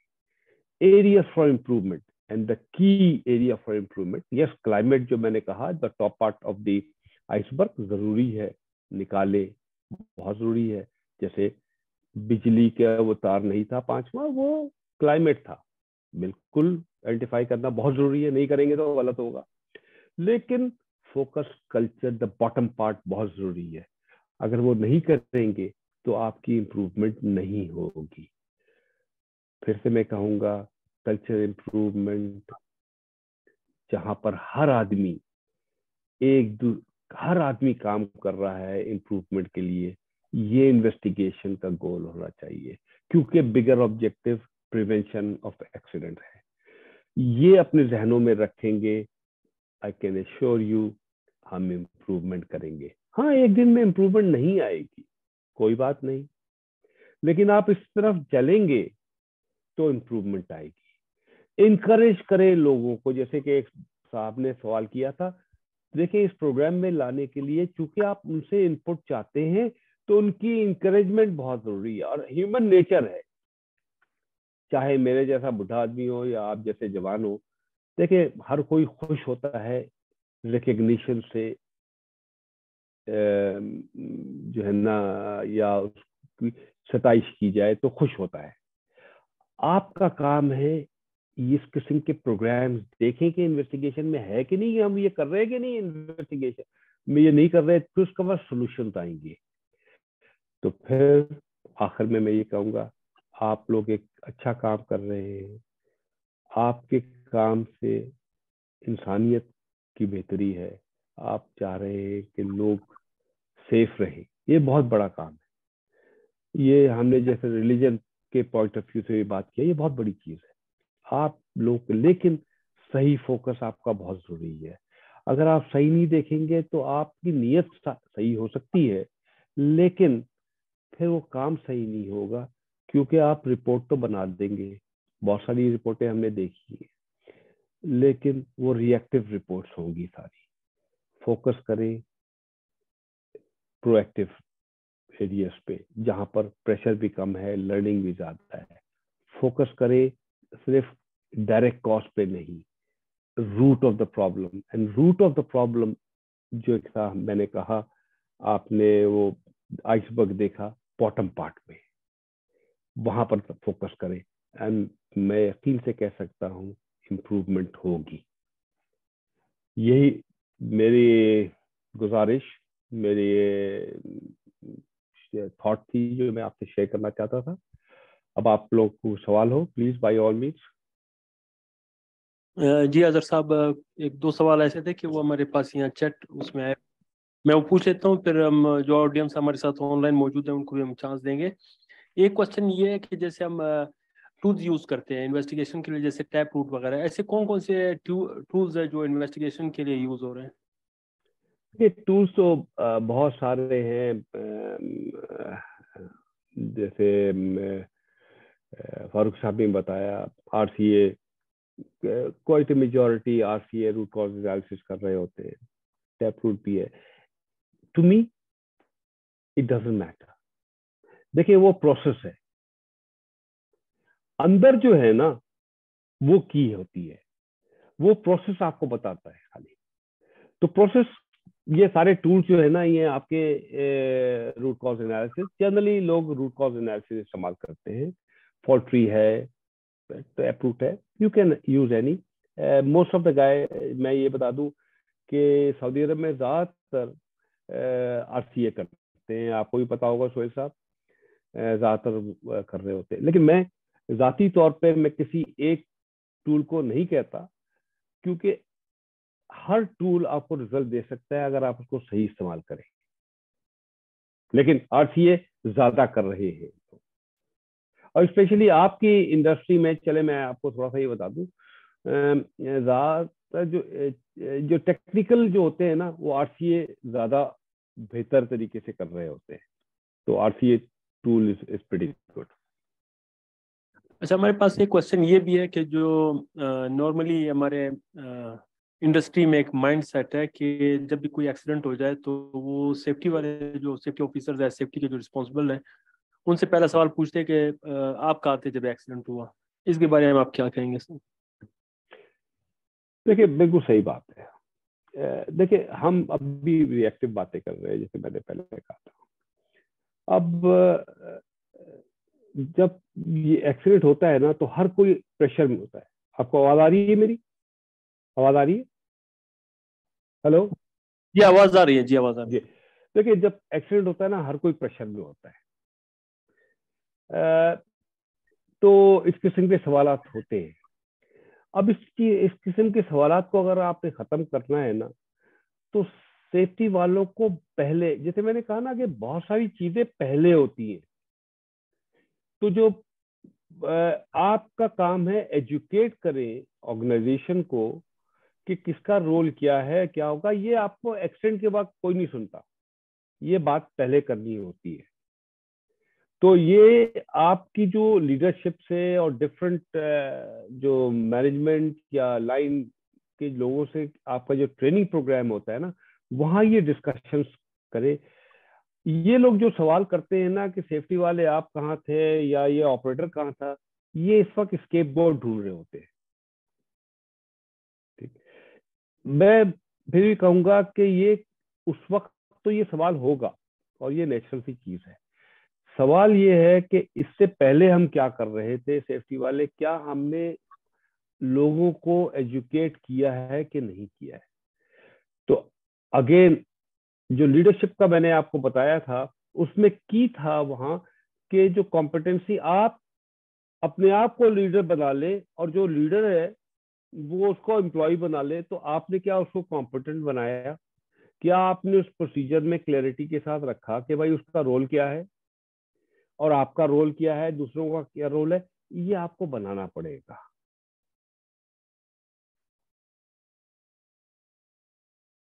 अब हम ऑनलाइन जो हमारे ऑडियंस जी मौजूद, जी। मैं रिक्वेस्ट करता हूँ कि सैयद शफीक साहब प्लीज। अस्सलाम वालेकुम सर, मेरी आवाज़ आ रही है सर? जी बिल्कुल आ रही है। जी सर, मैं ये पूछना चाह रहा था, जिस तरह आपने पूरी सेशन में बहुत ज़्यादा इस बार पे जोर दिया कि लीडरशिप है वहीं से बात बनती है, कि जब आपके लीडर्स जो है वो कमिटेड होते हैं और किसी भी चीज़ को करने में, तो वहाँ से चीज़ शुरू होती हैं और नीचे ट्रेवल करती हैं।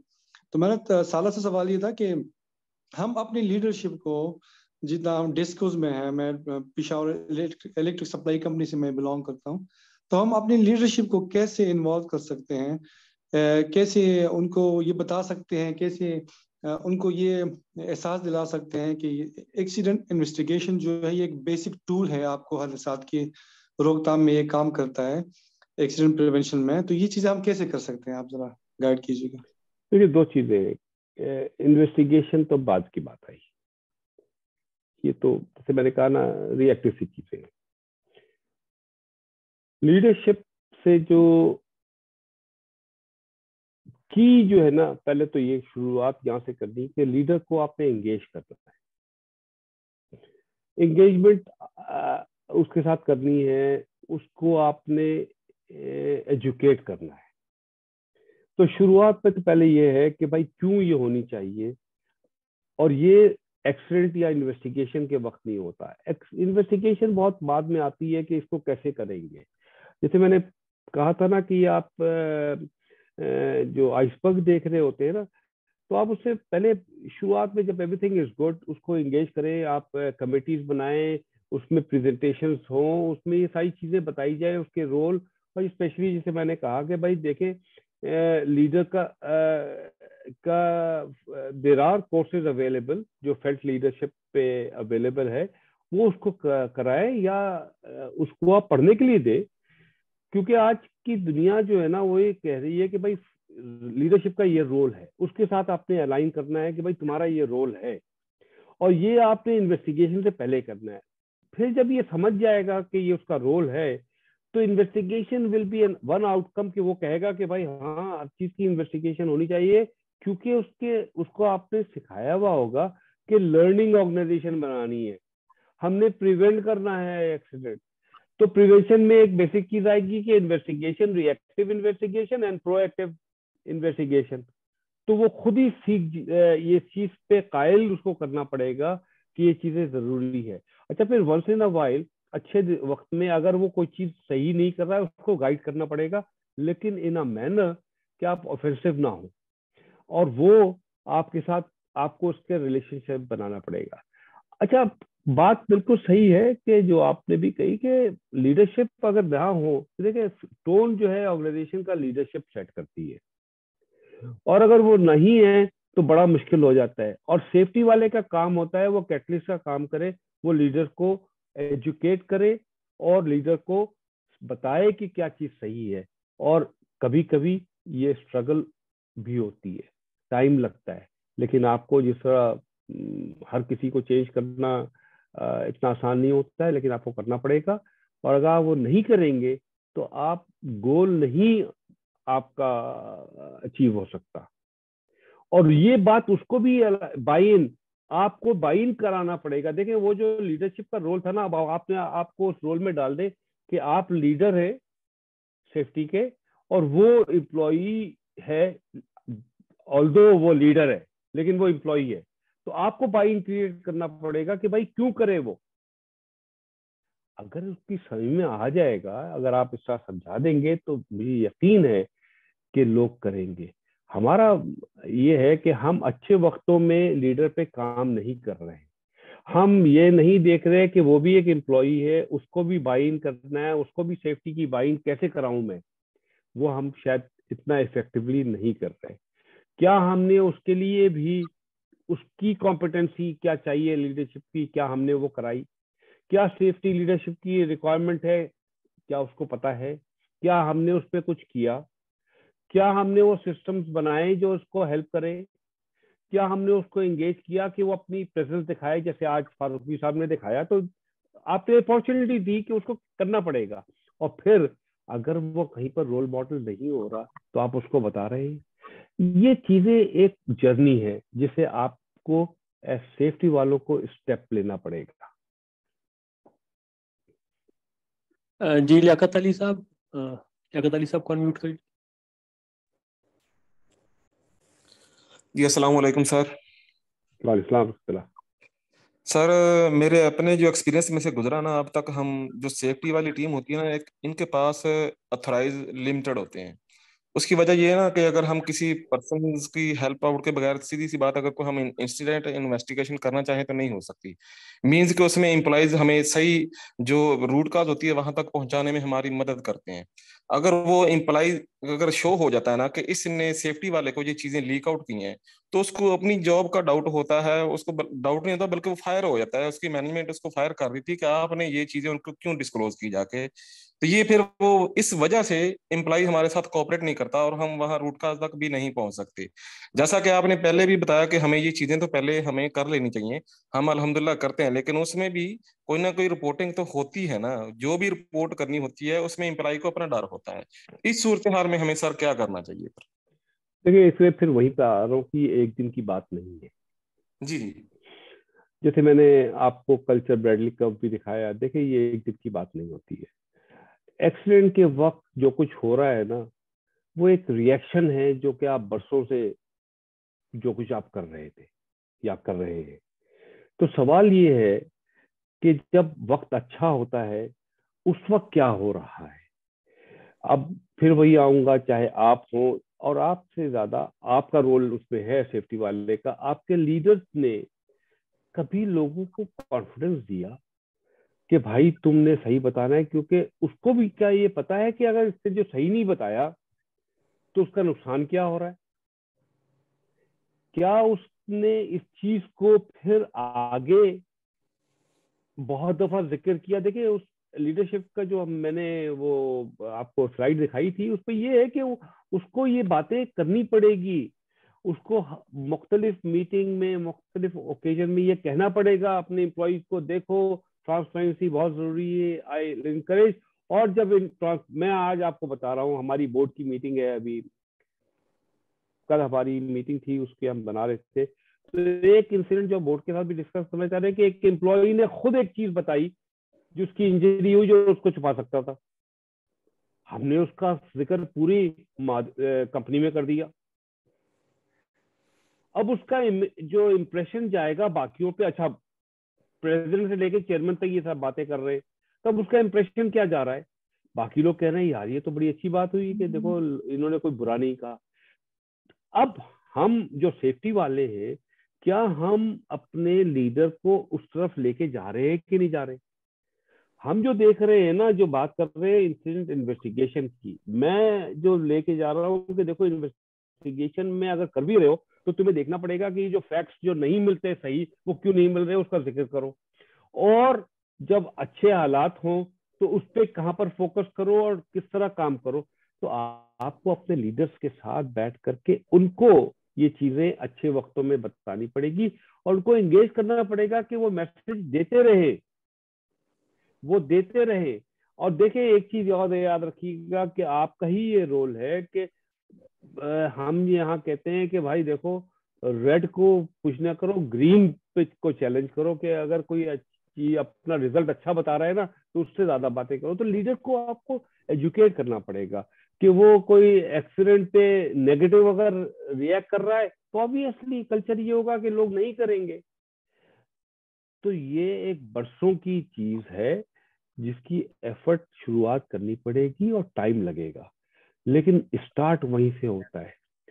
वो सेट करता है टोन ऑर्गेनाइजेशन को और आपको उसके साथ बैठना पड़ेगा और एजुकेट कराना पड़ेगा। लीडरशिप की जो कॉम्पिटेंसी की रिक्वायरमेंट है सेफ्टी के लिए, उसको एजुकेट करना पड़ेगा आपको। और कोई हल नहीं है आज 1000 इन्वेस्टिगेशन करते रहे, आपने कुछ नहीं रिजल्ट मिलना, आपको इम्प्रूवमेंट होनी नहीं है, आप उसी स्पायरल में लगे रहेंगे। उस स्पायरल को ब्रेक करने का तरीका ही यही है कि leadership has to start and then we all, and safety has to be a catalyst towards it, और फिर ये इम्प्रूव होता रहे। जी कैरोट से पूछना चाह रहे हैं, अनम्यूट कीजिएगा प्लीज कैरोट को।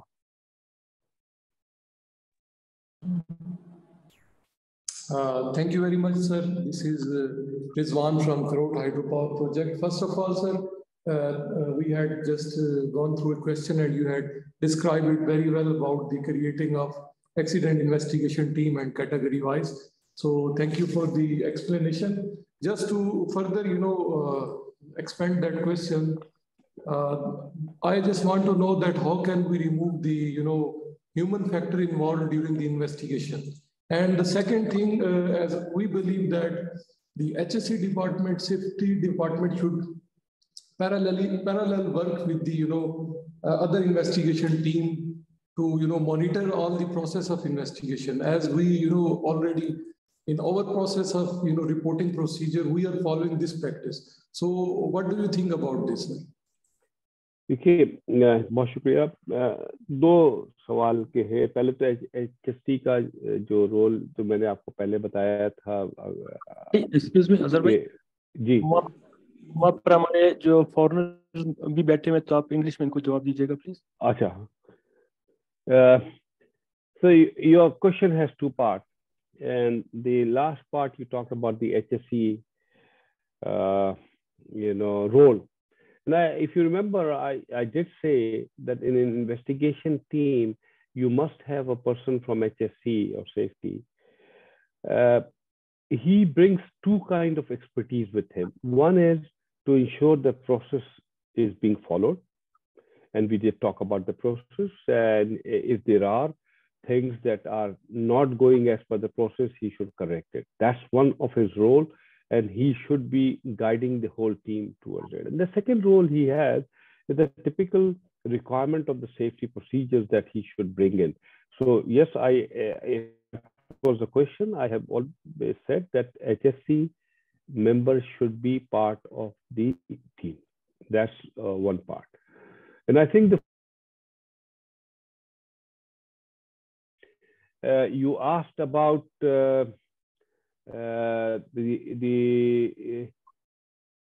can you repeat that just to be sure that we are aligned? Can you repeat the first question, please? Yeah, sorry, sir, we were mute. Actually, first question was regarding the how to remove the human factor involved during the investigation procedure. Yeah. Again, yeah, it is human factor is definitely the key part in the investigation. They give you the fact, and if you are in, there are two human factors. One is the team. The team may have their own biases. And the role of the HSE is to ensure that they are not working with their biases and their opinion. So that's one of the key things that, the team biases has to be reduced or eliminated or at least reduced. And that is the HSE job for the team, because team members may have some preconceived ideas and they may force other team to move toward it.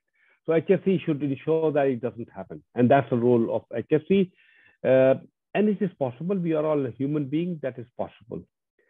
The next is the human factor in the witness and other people you interview. There is. And as I mentioned to you, and I think there was a question earlier where it was asked that, if somebody gives us a wrong, witness statement is wrong, you take witness statement to analyze. It doesn't mean that the witness statement, if it does not fit into the dots, you accept it. You can easily ignore it, and you should. And there are factors, and of course, we know our culture. At times, people want to protect other people, and that's why I say take the interview or witness statement as soon as possible. The more delay you do, influences increases and it gets diluted. So you need to ensure that the human factor, you should be wary of that there is a human factor. But whatever is being said, it has to be verified and with the facts that you see. And the witness statement, if it is not matching the fact, it can be and should be ignored. Does it answer your question?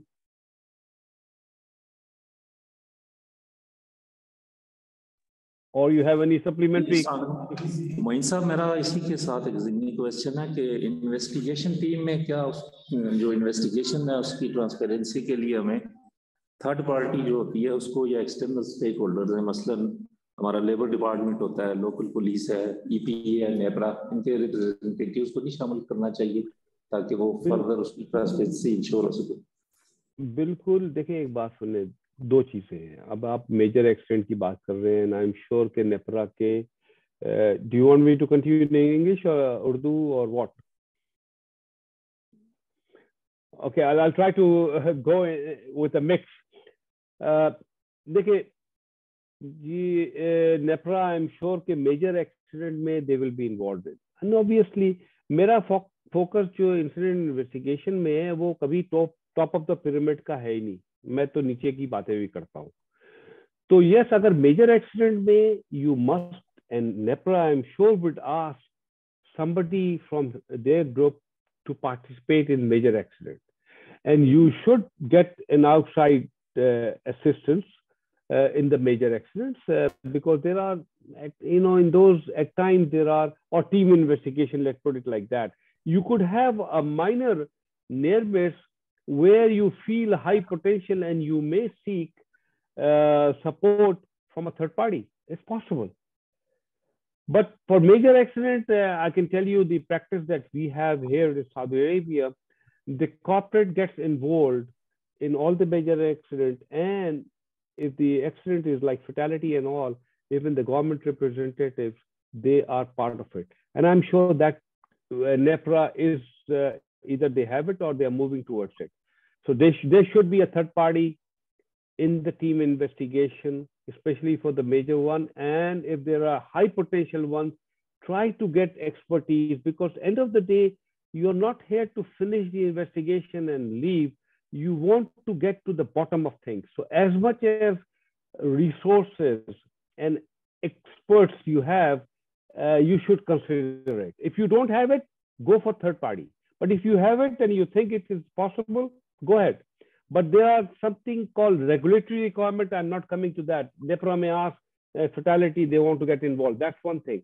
But for team investigation, the third party, it all depends on the nature of the accident. And if you need external resources, some organization may have those resources, and others, if they don't, they should seek for it. Azhar साहब, एक question यहाँ पर मेरा भी है कि अक्सर experts जो इन्वेस्टिगेशन के एक्सपर्ट्स हैं, दो फिनोमेना या दो वो बात करते हैं कि जब एक एक्सीडेंट हो जाए उसमें वो कहते हैं कि एक मेन रूट कॉज है और उसके बाद बाकी जो है ना कंट्रीब्यूटिंग कॉजेज हैं, जबकि कुछ एक्सपर्ट्स कहते हैं कि वो तमाम उसको रूट कॉजेज में लेते हैं. तो इसमें आप क्या राय बताएंगे हमें? जी, आप सही कह रहे हैं कि कुछ लोगों की ओपिनियन ऐसी होती है. मेरा अपना है कि देखें, दो चीजें. एक डायरेक्ट कॉज है जो मेरी अपनी सोच है जिसमें हम आते हैं. वो डायरेक्ट कॉज जो है वो जो आप मैंने जो दिखाई है आइसबर्ग, उसकी टॉप की चीजें हैं. जो क्लाइमेट है कि डायरेक्ट हुआ कि ये प्रोसीजर नहीं था, ये प्रोसीजर सही नहीं था, डायरेक्ट एक हो गया, ये डायरेक्ट कॉजेस है. Root of the problem lies always at the bottom. कि आप कई लोग जो है ना वो डायरेक्ट कॉज को कंफ्यूज कर देते हैं रूट कॉज के साथ, and they mix that and they say okay if there was a procedure it will go. To me, you need to look into it, even if you make this procedure, but if you have inherent issue that people are not working towards identifying lack of procedure, or if the procedure are not correct, you will have this somewhere else. So to me, root cause is at the bottom, where it looks into a common theme problem that works across. And the direct cause is only focusing on that particular event. A human made an error. For example, he switched it off or switched it on, or he racked it with the live direct. He made an error. But if you go deeper, The thing is, why did he do that? Did he do it intentionally? Okay, if he did it intentionally, it's easy. But if he did not do intentionally, you will have the answers, that competency and all that. But the competency is not that you train him on the rack. But the problem of the competency goes much beyond that. The organization doesn't have a competency program. So root is at the bottom, contributory, the direct cause is at the top. एक last question जो शफीक साहब आप last question पूछ लेंगे, उसके बाद and हो। जी sir, जिस तरह मैंने पहले भी आपसे रिक्वेस्ट की थी कि हम डिस्कस से हम ताल्लुक रखते हैं, तो जैसे थैंक्स टू नेप्रा कि अभी नेप्रा ने एक इनिशिएटिव लिया है और अब डिस्कोस में भी जो है सेफ्टी डायरेक्टरेट जो है वो बन गए हैं, पेस्को में भी बन गया हुआ है। तो हम बिल्कुल इनिशियल फेजेस में हैं इन चीज़ों के कि सेफ्टी डायरेक्टरेट बन गया है, उनकी प्रॉपर स्टाफिंग होगी और उसमें एक्सपर्ट लोग बैठेंगे।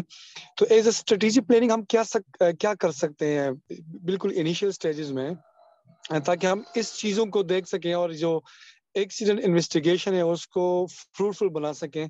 क्योंकि इससे पहले जो टिपिकल होती थी, जो पहले से जो फॉल्ट फाइंडिंग वाली चीजें थी वो हो रही हैं, अभी तक हो रही हैं। तो हम अब क्या कर सकते हैं डिस्कोस में इनिशियल स्टेजेस में कि हम अपनी इस चीज को ले सकें और इसको आगे बढ़ा सकें ताकि ये फैक्ट फाइंडिंग जो है उस पर हम शिफ्ट कर सकें। ये बहुत अच्छा सवाल किया। और ये देखिए, मैं आपको बताऊं, रियली अप्रिशिएट। पहले तो मैं आपको मैंने जब थोड़ा सा सोहेल साहब के साथ पिछले दिनों इंटरेक्शन की, तो आई रियली अप्रिशिएट। मैं एक्सपेक्ट नहीं कर रहा था कि पाकिस्तान की इंडस्ट्री, हाँ मैं एक्सॉन में काम कर चुका हूँ। एक्सॉन अगर आपको वो पता हो, मैं 91 में छोड़ गया था। वहाँ सेफ्टी का कल्चर था शुरुआत से, लेकिन बाय लार्ज पाकिस्तान में नहीं है। मुझे भी पता है, आपको भी पता था। लेकिन नेप्रा की ये कोशिशें आई रियली अप्रिशिएट। मैं इनके स्लोगन को देख रहा था, power with safety, and I really appreciate कि ये जो ना, दे moving in the direction, right direction. अब आपके सवाल का दूसरा रुख पे आता हूँ। देखिए, सेफ्टी वालों को समझना पड़ेगा एक चीज कि सेफ्टी जो है ना, एक जर्नी है। ये एकदम से ऑन ऑफ की इलेक्ट्रिकल स्विच नहीं है भाई, ये टाइम लगती है हर चीज। मुझे याद है मैं आया था यहाँ 91 में एक प्लांट पे, हालांकि साबिक बहुत बड़ा ऑर्गेनाइजेशन है, वहां आया था मैं। भाई प्लांट पे लोग चले जाते थे चप्पल पहन करके, ये बगैर हेलमेट के, ये सब हो रहा था 91। आज आप चले जाए तो आप किसी से बात करने की जरूरत ही नहीं होती इन सब चीजों के लिए। लोग खुद ही एक दूसरे को करेक्ट कर रहे होते हैं और कंप्लाई कर रहे होते हैं कि भाई ये करना ही है हमारी बेहतरी के लिए। तो पहले तो इस चीज को समझना पड़ेगा कि आपको कि investigation is just one part. Investigation देखे ना, अभी आपको सारे प्रोसेस पता है इन्वेस्टिगेशन के, जो मैंने टिपिकल इन्वेस्टिगेशन की बात की वो आपको पता है, वो तो है आपके प्रोसीजर्स में है। लेकिन आप इन्वेस्टिगेट करें कि यार ये इन्वेस्टिगेशन सही क्यों नहीं हो रही, या रूट कॉज क्यों नहीं दे रही सही, तो आपको पता चलेगा कि जब आप इन्वेस्टिगेट करेंगे या एक्सीडेंट क्यों हो रहे हैं हमारे यहाँ, तो आपको वहीं पर बॉटम में आ जाएंगे। की मैं आपको बताऊं स्टार्ट के लिए, और वो है आपने ऑर्गेनाइजेशन को एंगेज करना है पहले, हर लेवल को, स्पेशली लीडरशिप को एंगेज करें। अभी मैं सुन रहा था और मैं समझने की कोशिश कर रहा था, नेप्रा की फारूकी साहब ने बताई कि देखो सीरीज ऑफ वर्कशॉप, यानी इसका मतलब है कि मैं बड़ा, मुझे आई रियली अप्रिशिएट की ये सोच है कि ये एंगेजमेंट है। अब उससे क्या होगा, लर्निंग बढ़ती है। तो आप हर लेवल पे एंगेज करें। मैं आपको क्या इसकी एग्जांपल दूं कि सेफ्टी को मैं एक रिलीजन समझता हूँ। रिलीजन के लिए आपको जो है ना दावा करनी पड़ती है, और वो एक दिन में नहीं आती है, इट टेक्स टाइम। तो आपने दावत देनी है हर लेवल को। बहुत दफा आपको फेलियर्स होंगी, लेकिन आपका एक ऑब्जेक्टिव जो है ना, इन्वेस्टिगेशन सिर्फ नहीं होना चाहिए, एक्सीडेंट प्रिवेंशन होना चाहिए। तो वहां पर जब आप जाएंगे तो आपके जहन में आएगा कि भाई आपने लोगों को समझाना है कि क्या चीज सही है, बाई इन क्रिएट करनी है, टूल्स करनी है। देखें, आप फिर आ जाए उस फोटो पे जो मैंने बनाई है, उस स्लाइड को, अपने आप को लीडर बना दें आप। और लीडर है, और ये सारे मैनेजर से लेके हर आदमी, ऑपरेटर, टेक्नीशियन, हर आदमी जो है ना वो एम्प्लॉई है।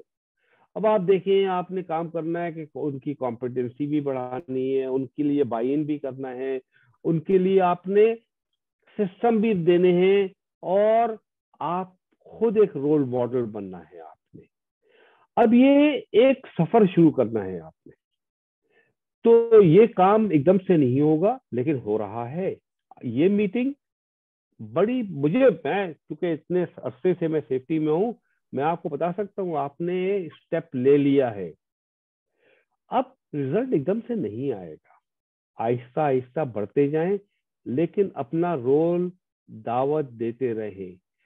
उसमें आप देखें कि क्या उसका रोल है, क्या चीज है, उसको बताते रहें। ये मैंने पहले भी बातों में यहाँ कहा कि भाई लीडरशिप को हेल्प करें, आप बताएं, उसको क्रिएट करें बाइन, आप कमेटीज बनाएं, वो फोर्स हो जाए, आप वर्कशॉप करें, वो फोर्स हो जाए आके बोलने के लिए।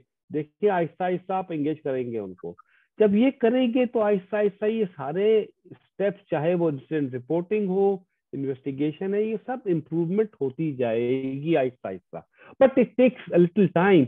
आपकी क्लैरिटी होनी चाहिए, और आपकी क्लैरिटी में यही है, जैसे मैंने कहा ना, कि आप देखें कि भाई मैं कैसे बाई इन क्रिएट करूं, कि कैसे लोगों को मैं उनके रोल समझाऊं, कैसे मैं उनको कॉम्पिटेंट करूं, कैसे मैं सिस्टम दूं। आपने अगर ये नहीं करेंगे तो फिर आहिस्ता आहिस्ता लोग आपके साथ चलना शुरू हो जाएंगे। फिर आपकी इन्वेस्टिगेशन भी ठीक हो जाएगी, आपकी एक्सीडेंट वो फैक्ट फाइंडिंग पे जाएगी, फॉल्ट फाइंडिंग पे। बट ये आपने बाई इन क्रिएट नहीं किया है। आपके लीडर्स को अगर ये पता ही नहीं है कि भाई क्यों फैक्ट फाइंडिंग होनी चाहिए और क्यों फॉल्ट फाइंडिंग नहीं होनी चाहिए, वो बाई नहीं किया है उसने अभी तक। आप कह रहे हैं लेकिन उसने बाई नहीं किया, इसीलिए वो कर रहा है। अच्छा, मैं आपको बता दूं, हमारे यहाँ यही हाल था, लेकिन अब लोग फॉल्ट में सिर्फ ये आते हैं अगर किसी ने इंसिडेंट छुपाया, उसकी फिर पनिशमेंट होती है। इंसिडेंट वालों की तो कभी भी यहाँ नहीं होती है। उस पर सारा जोर जो होता है वो ये होता है कि फैक्ट करें।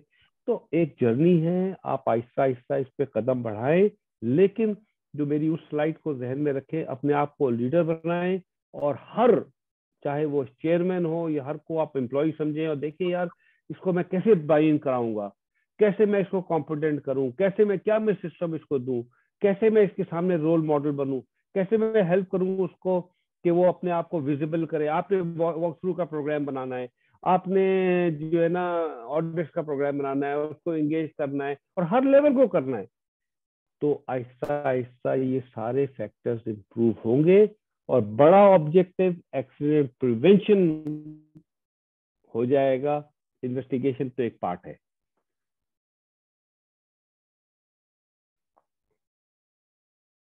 Thank you very much.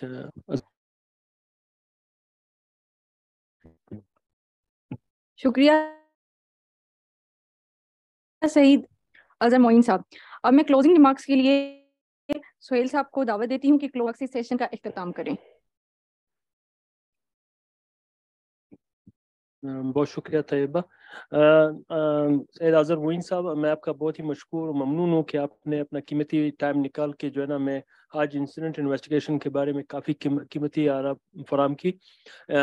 जैसे हम एज ए सेफ्टी प्रोफेशनल हम समझते हैं, तो पहले जो है ना वो लेयर ऑफ प्रोटेक्शंस है। थोड़ा सा ज़रा मैं इसको वो कर रहा हूँ, वाइंड अप कर रहा हूँ। लेयर ऑफ प्रोटेक्शन जब उसके फेलियर, जो बैरियर्स है उसके फेलियर के बाद जो कॉन्सिक्वेंसेज है, वो जो कॉन्सिक्वेंसेज, वो उसकी सिविरिटी क्या है, उसको हम इन्वेस्टिगेट करते हैं।